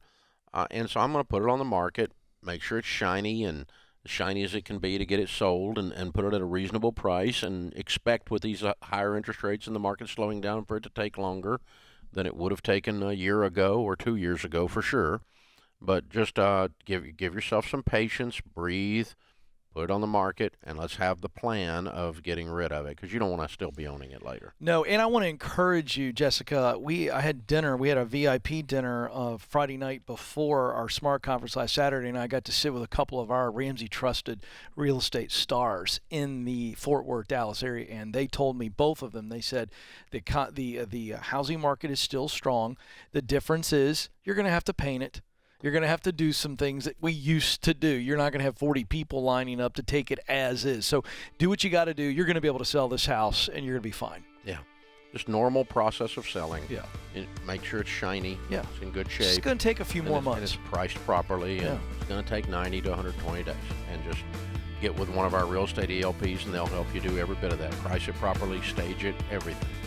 So, hey, you're going to be okay. I've been there myself. I don't think you're nearly as dumb as you're giving yourself credit for. I think you just made a mistake. This is The Ramsey Show.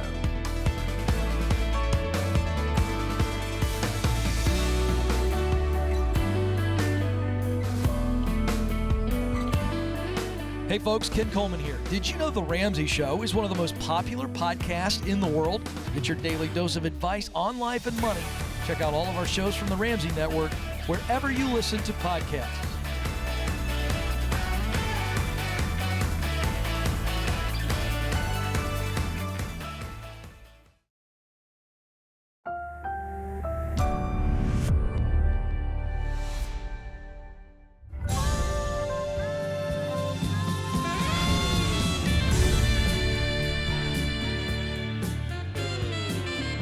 Live from the headquarters of Ramsey Solutions, broadcasting from the Pods Moving and Storage Studio. It's The Ramsey Show, where debt is dumb, cash is king, and the paid-off home mortgage has taken the place of the BMW as the status symbol of choice. We help people build wealth, do work that they love, and create actual amazing relationships. Ken Coleman, Ramsey Personality, is my co-host today as we take your questions at 888-825-5225. Ken, a rare thing has occurred. 2 times in the past 6 months, I have been in complete agreement with Bernie Sanders. Say it as it's so, Dave. No, I mean, you got it when it is what it is. It is what it is, That's right? right. One time was when his folks watched the Borrowed Future documentary, and his team reached out to us and said they wanted to use it. Oh, wow. And because they're also against the epic student loan failure that's out there. They're probably coming to different conclusions about the failure than we are, but we're at least in agreement that the thing is a failure. and they reached out to us on that. And the second time was when I looked down at this Market Watch article that just came out, where it says the Federal Reserve's policy of steep interest rate hikes is not helping the struggling economy and is instead hurting working Americans, Senator Bernie Sanders said. I think they're hurting the situation. I think it is wrong to be saying that the way we're going to deal with inflation is by lowering wages and increasing unemployment, the Vermont Independent said in an interview with NBC News' Meet the Press. This is not what we should be doing. This inflation thing is a real issue. It's a global issue. But at a time when working families are struggling, when the people on top are doing phenomenally well, I don't think you go after the working people. Sanders also said he would not raise interest rates any higher. Completely agree, Senator Bernie Sanders. Yeah. Wow. I mean, this is a rarity. I find myself in agreement sometimes with people that I am seldom in agreement with, but that's okay. If they say the truth, they say the truth. That's right. I can line up with it. He goes on to say some other things, of course, that I don't agree with, but that's okay. I mean, there's no question that, in my mind, that the Fed is using an antiquated monetary policy that is absolutely going to backlash on them. They're going to continue to screw up this economy rather than help it. They're trying to squash inflation that was created by things other than an overheated economy. The economy overheating, due to too much prosperity, God forbid, was not what caused this inflation. That was what caused inflation in the 70s. And this is the monetary policy that was invoked in the 70s. That's how, and up into the 80s, and that's how Jimmy Carter ran interest rates up into the 18% fixed rate for housing. I remember trying to sell houses in 1982. 18% fixed rates for housing. That was a mortgage rate, like a credit card. It's unbelievable. That's what we had, and it was this very policy, this very view of monetary policy, that this is how you correct economic inflation, is it's kind of like chemotherapy. Yes. You try to kill the patient a different way before the cancer gets them. That's right. I mean, if you know people or if you've ever had chemotherapy, I mean, they basically destroy your body in an effort to destroy the cancer cells. And it works. But this will work eventually, but the devastating side effects are going to be very, very real. So, yeah, the Fed is out to lunch. They're smoking crack. They are using a hammer. They're dropping an atom bomb on a pissant here, and it's absolutely ridiculous. They're overkill, and they're going to cause bigger problems. The labor problem is not due to an economic inflation. It's due to the pandemic and you bozos quarantine issues out of Washington. You disrupted the supply chain, you disrupted the labor market, and it turned into an inflationary economy. And that's what did it. Yeah. All in an effort to flatten the curve. Remember when we had to flatten the curve? Now we got a new curve we got to flatten.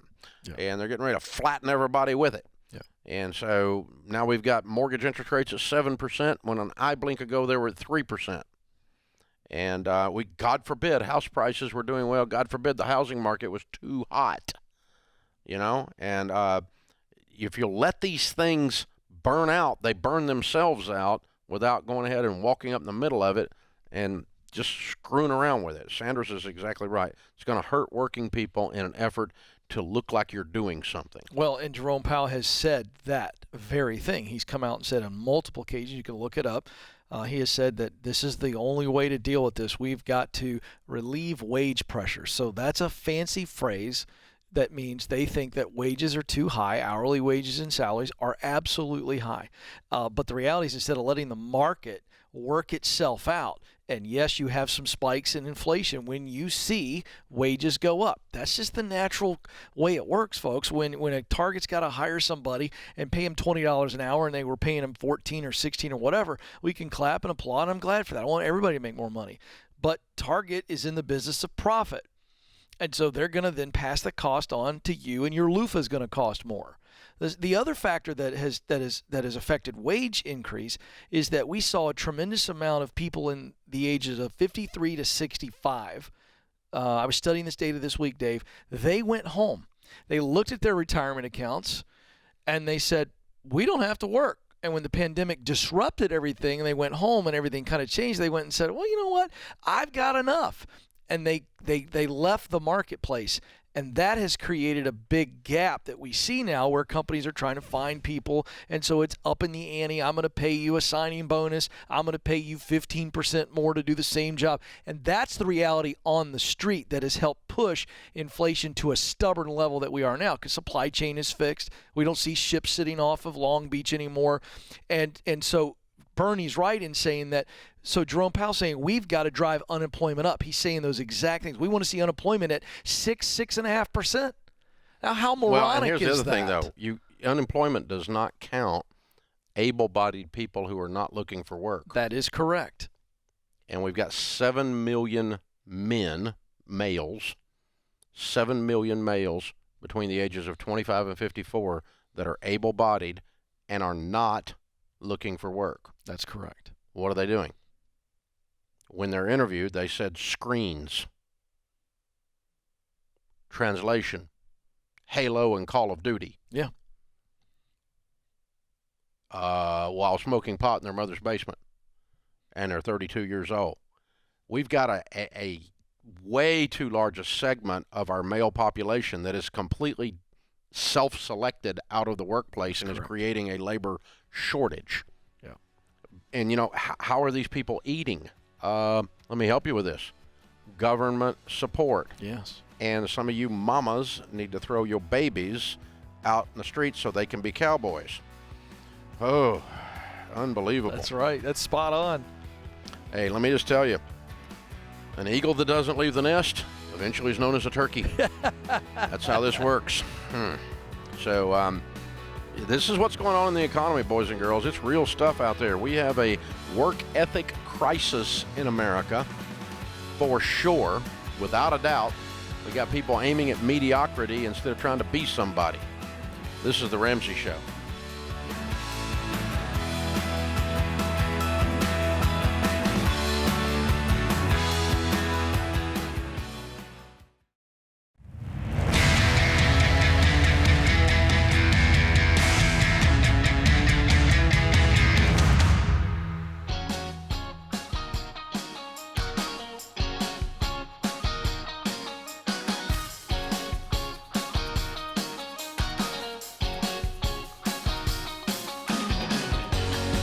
Ken Coleman, Ramsey personality, best-selling author, is my co-host today of the book From Paycheck to Purpose. How many of you listening to the show today wish you'd learned how to handle money the right way when you were in high school? Yeah, me too. Think of all the money mistakes that would have never happened. Well, parents, even though you can't go back in time, you can make sure your teens learn how to handle their money now while they're in school. Like how to budget, how to save, how to spend wisely, how to avoid debt. Foundations in Personal Finance is the homeschool curriculum we put together here at Ramsey. It'll give your teens the tools they need to win with money, to pay cash for college, to stay out of debt. And it's not just another homeschool curriculum. It is a life-changing course that will completely transform how your teens think about money. So, give your teens the money skills they need now for the rest of their lives. Foundations in Personal Finance Homeschool Curriculum. Find out more at RamseySolutions.com/homeschool. Annie is with us. Annie is in Raleigh, North Carolina. Hi, Annie. Welcome to the Ramsey Show. Hi, y'all. Thank you for taking the call. Sure. What's up? My father-in-law's family owned a property that the home was demolished because it had fallen into disrepair. We thought that the property would sit there forever because it's not in a desirable neighborhood. But then we received a property sale agreement for the property saying they would pay us about $5,000 for the property after they pay all the liens, escrow taxes, recording fees, all of that. We thought that this sounded like a great deal, but they haven't done a title search. We don't have the money to do a title search unless we use our emergency fund. So we think that this is going to fall through, but we don't know if we need to do a title search and try to resolve this property with the other heirs. There's no money that we know of to be made off of it because of the liens and taxes that are back taxes at this point. We just don't know what to do. We don't want to use our emergency fund, but It's not your kind of want to resolve responsibility. this. It's not your money. Okay. It's not your responsibility. Okay. It's not your property. Okay. Is it? No, it is still in the grandmother's name. Yeah. Well, but I'm saying, and she didn't have a will. Right. It has not gone through probate. Okay. When did she die? 2002. Good Lord. Okay. And how many heirs does she have? My husband would be the one on this side, and then there is a son on the other side that is still living. There's only 2 people? Right, because the other son is still alive. The property owner's son is still alive on one side, and then he has all of his kids. And then my husband was the only surviving child of the owner's Oh, okay. family, so there's only 2. Surviving child. Right. He has brothers and sisters that passed. Did they have kids? He had a brother that passed in 2009 and never had children. Okay. All right. Then those are the 2 heirs, it sounds like. So both of them ought to be able to get together and sign a deed, shouldn't they? But doesn't it have to go through probate to... Ask a title company in your state. I'm not sure. Okay. 2002, if you can just, both of you sign affidavits that you're the only heirs and you sign it. Not sure it'll be good enough for title policy, but you can probably transfer the title, depending on where your state. I don't know your state's laws that well. So they are advertising this property for sale, the company that reached out to us. How are they don't own the advertising it for property. sale? They don't own it. I don't know. But I accidentally found it on Zillow one day. Yeah. that Well, you they need to were- call them and tell them not to advertise it for sale since they don't own it. Okay. If they want to buy it and close on it, then they can put it up for sale. But we shouldn't use our emergency fund. No, you should not use any money. Okay. You should And just let the buyer pay the cost to have the title searched and have them place it with a title company. And if the title company can tell you whether you've got to run it through probate, and if they want to run it through probate, they can pay the cost for that. It's not worth it. Okay. It's not worth anything. It's not going to put any money in your pocket. Okay. You Thank told me we that. Are, right, and we are living paycheck to paycheck except for our very small. Do not pay Emergency any fund. money for a transaction here. Okay. The only thing you want to do is have your husband and his uncle, I guess it is, or whatever it is, sign a deed and get money. That's the only thing we want to do here. There's no other transaction. There's no other calories. But let the people know they don't need to be advertising the property unless they want to close on it, and they need to go to the title company, and the title company can tell them whether they need to go through probate or not. Okay. But they should stop. They don't need to be advertising something they don't own. These goobs. But it sounds like it's more trouble than it's worth. I think I'd just forget about it and move on with my life. It doesn't sound like by the time you finish all this, you're going to end up with anything except a bunch of worry and headaches. Do not write any checks under any circumstances for this property.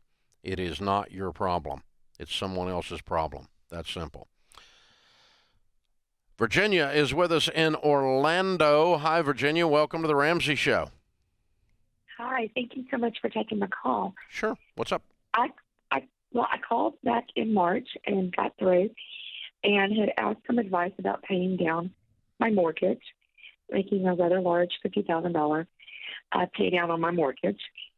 And after some discussion, we all came to the realization that was a good idea. So I did. And I've still been aggressively paying on my mortgage while putting money towards my emergency fund and savings. And then last week, I found out that my position at work is being eliminated. So I have a couple of options. I had planned on working another 7 to 10 years, continuing to build up retirement. So I can look for another position. I've got about 40 days to do that. Yep. Or I can take the severance package. I've been there over 35 years. I can take the severance package and early retirement, utilize my retirement benefits for insurance, etc. And I do have a 401k through work, as well as a small beneficiary IRA. How old are you? I'm 55. Okay. You can't access the 401k. And I don't know why you can't take retirement package severance and go get a job. Well, I can't go get so I think I can take the severance package and retirement. Yeah. Together. I do have a pension through my employer, and I think I can access that. Yep. And I ran just the estimator on it.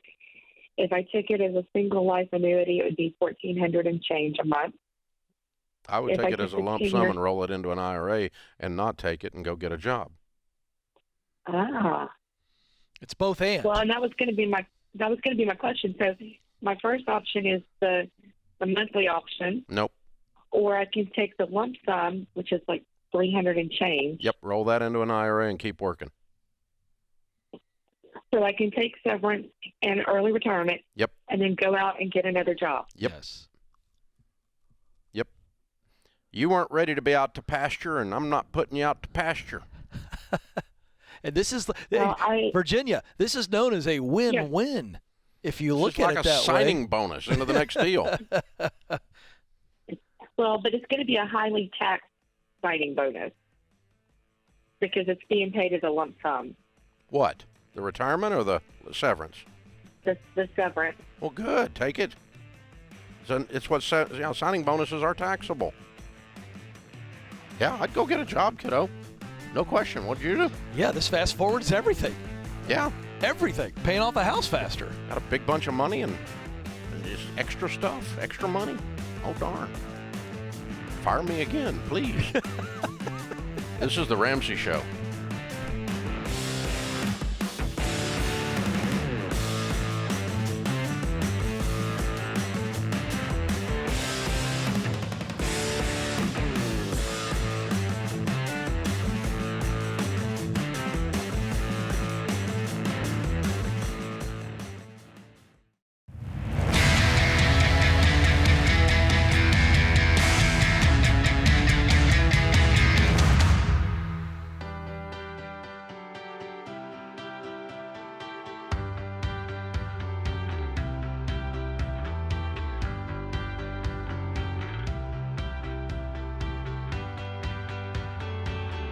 Ken Coleman, Ramsey personality, #1 best-selling author of the book From Paycheck to Purpose, is my co-host today. In the lobby of Ramsey Solutions, on the death-free stage, Monique is with us. Hey, Monique, how are you?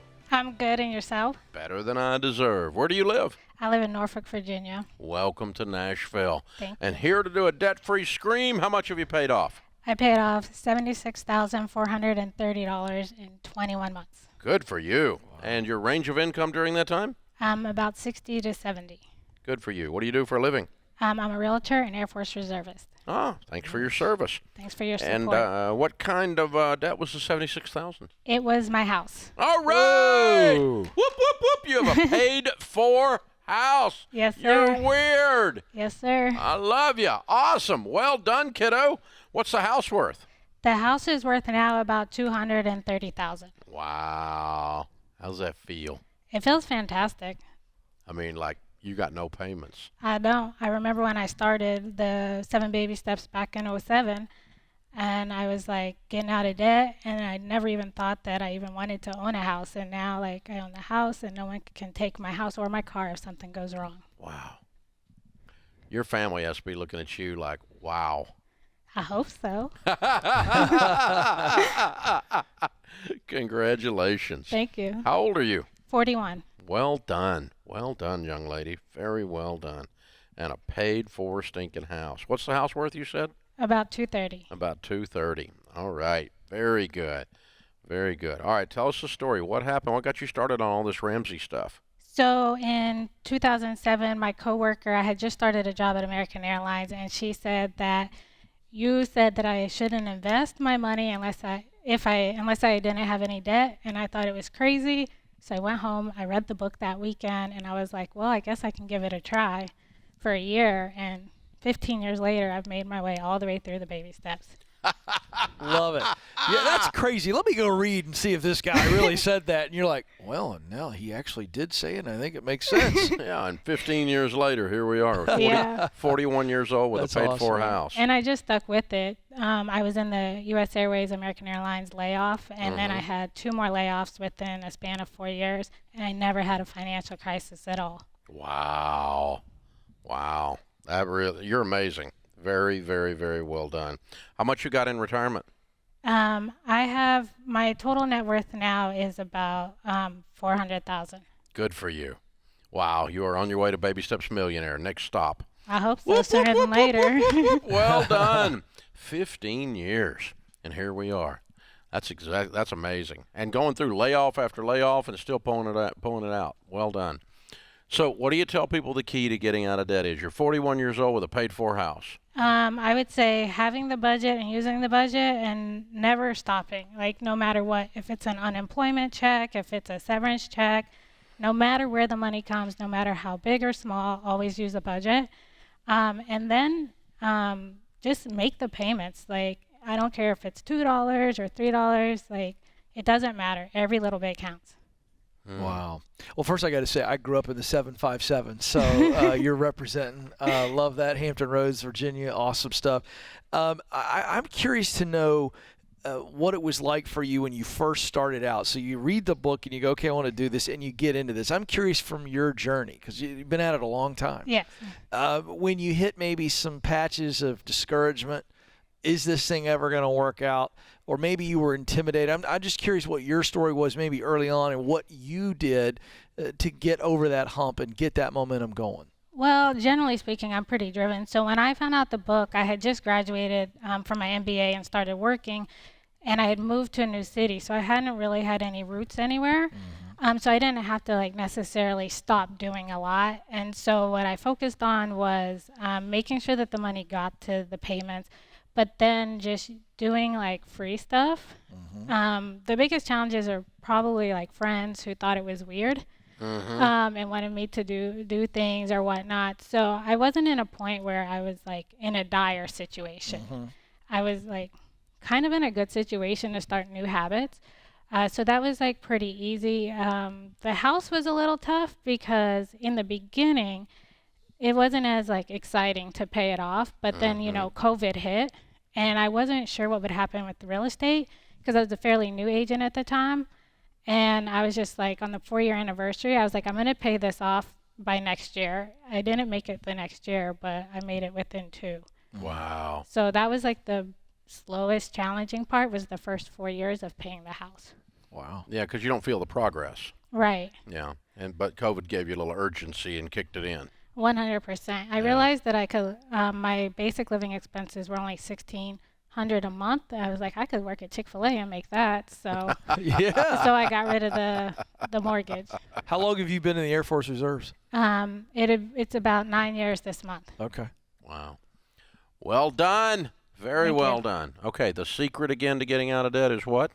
Having a budget, sticking it to it, and using it over and over. And no matter what it is, always No matter applying what every it is. dollar. No matter what it is. Every dollar that comes in, no matter where it comes from, severance or unemployment, whatever it is. I heard you say that. Yep, and then send the payment, no matter how small. Yep. Keep sending that extra $2, that extra $10, because it's part of being in the rhythm, staying on the plan. Well done. Thank you. Excellent job. Wow. So you feel great now? Yeah, I can do whatever I want now. What's the first big thing you're going to do now? Well, the first thing I did was I bought a Coach tote, and I signed up for Orange Theory. Nice. Okay. All right. Got to have a nice handbag. Yeah. Nice. Okay. Hey, that's a good celebration right there. Well done. Well done. And now you can continue to do anything. You don't have any payments. You got lots of margin now. I do. Lots of things you can do. So well done. Hey, we got a Live and Give bundle for you, the Total Money Makeover book, and you'll be able to give that to somebody. Maybe they'll read it through like you did, and maybe not. And maybe we can break their stubbornness too. So we'll hand it off to that. I hope so. And the Baby Steps Millionaires book, the latest #1 bestseller, because that's your next chapter for sure. And a 1-year membership to Financial Peace University as well as part of the Live and Give bundle. So we'll get that to you in a few minutes. Congratulations. Very well done. Thank you. Monique from Norfolk, Virginia, $76,000, paid off house and everything. She's weird. Did it in 21 months, making $60,000 to $70,000. Count it down. Let's hear a debt-free scream. 3, 2, 1. I'm debt free. Yeah!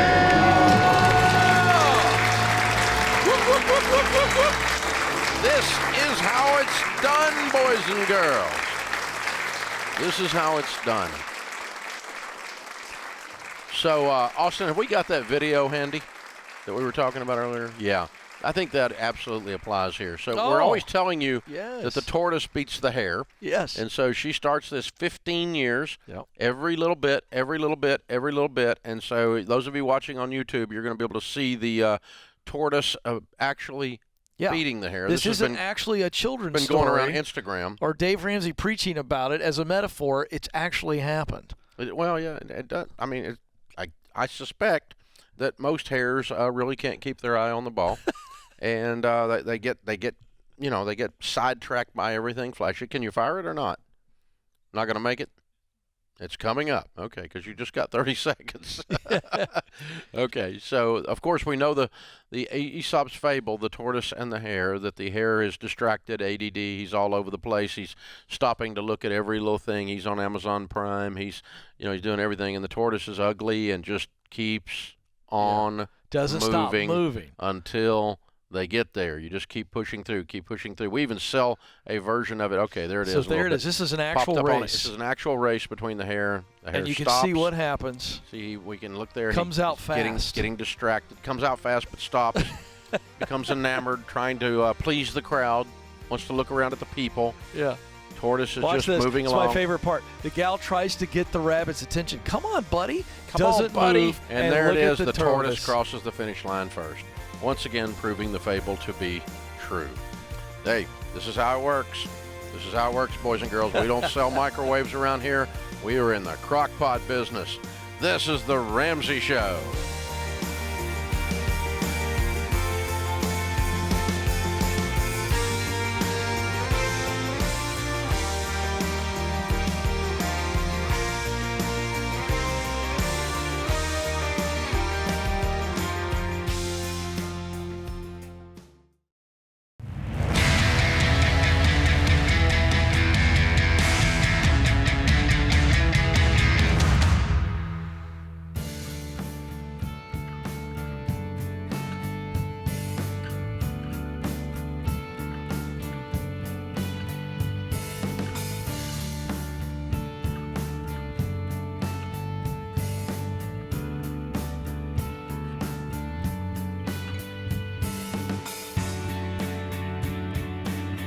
Our scripture of the day, James 1, 2, and 3. Consider it pure joy, my brothers and sisters, whenever you face trials of many kinds, because you know that the testing of your faith produces perseverance.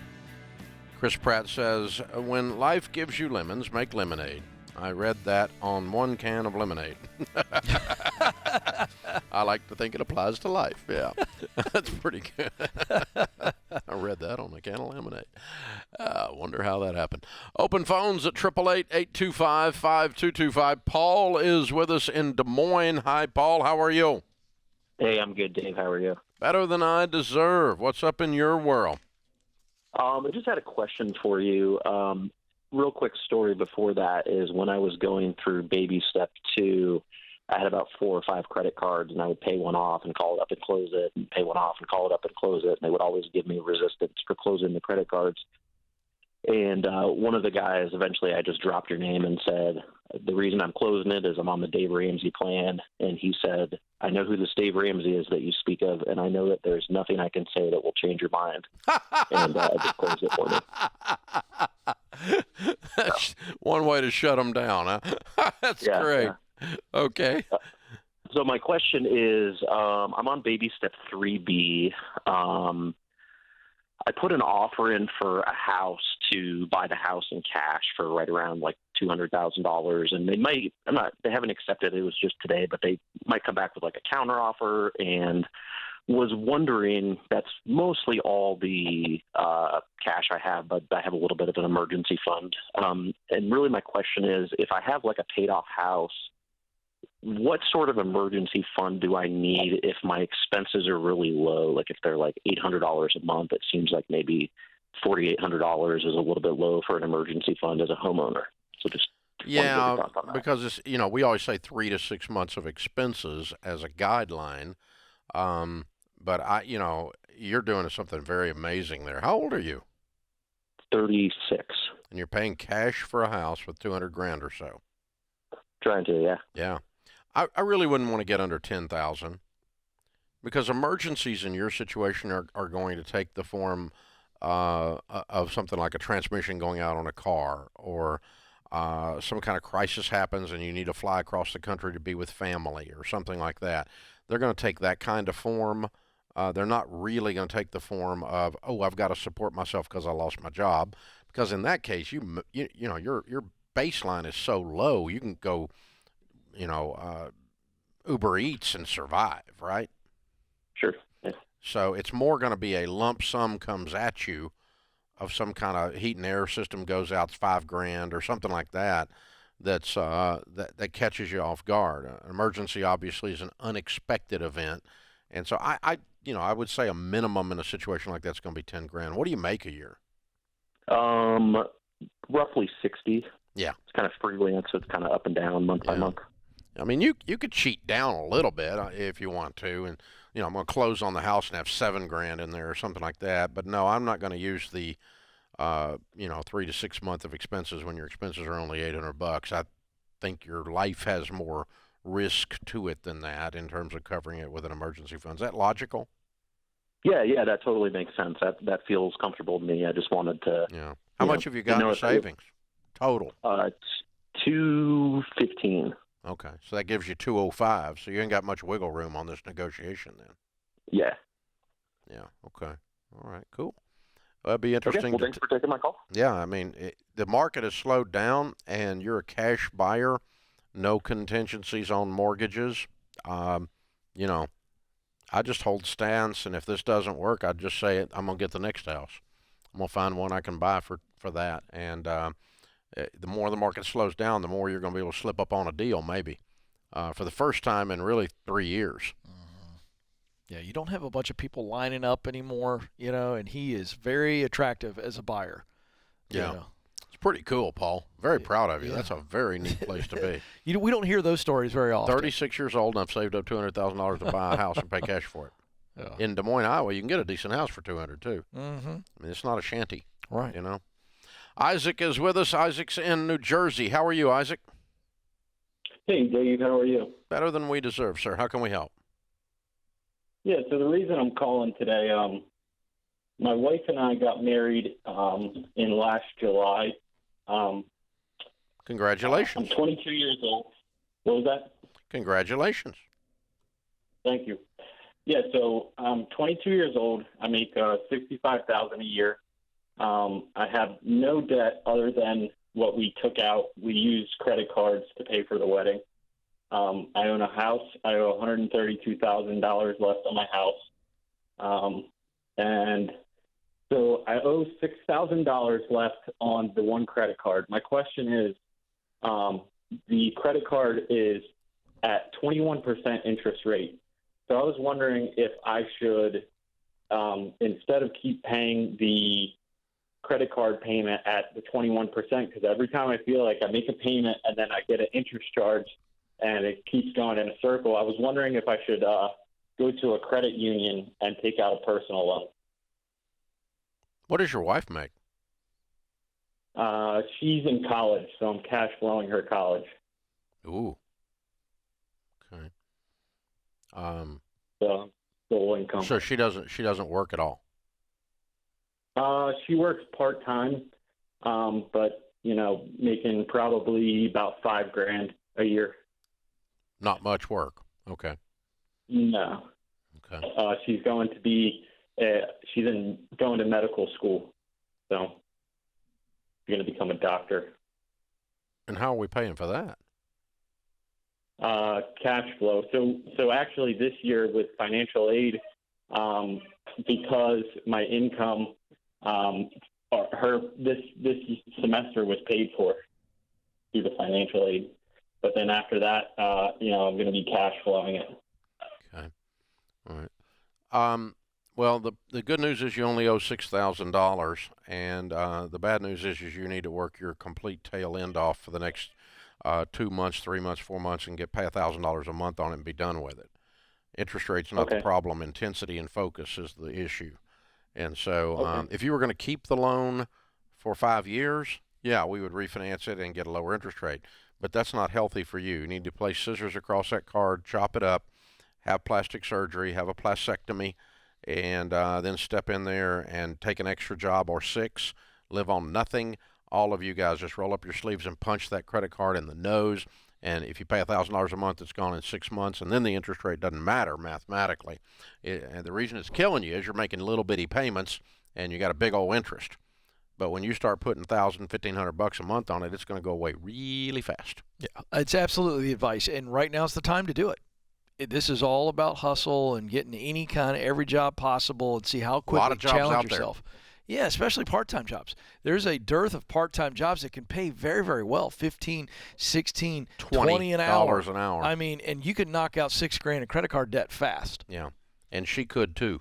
Yeah, I'd challenge both of you as an older brother and go, we could probably both work several more hours and get this thing done quickly. Yes, fast, super fast. That's the answer.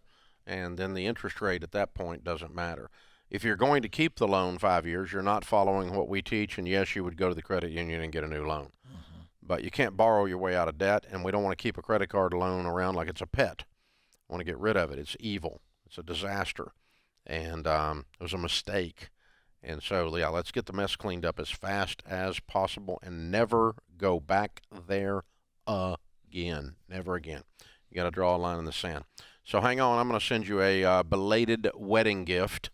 It's called The Total Money Makeover. It's a book that'll show you guys how to get started and how to handle money, how to get out of debt, and how to build wealth. So you hang on. I'll send you a copy of it to say happy wedding day a little bit late. So well done. Ken, good job today. Thank you, sir. Well done, Will and Austin and Zach and Andrew and everybody in the booth. Well done, guys. Excellent work.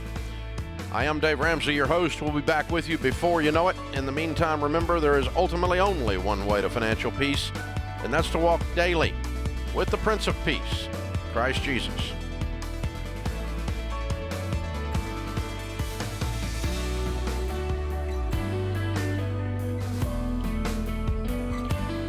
Dave here. You can find all of our shows with the Ramsey Network app on your smartphone. It's the only place to listen to the entire back catalog of episodes.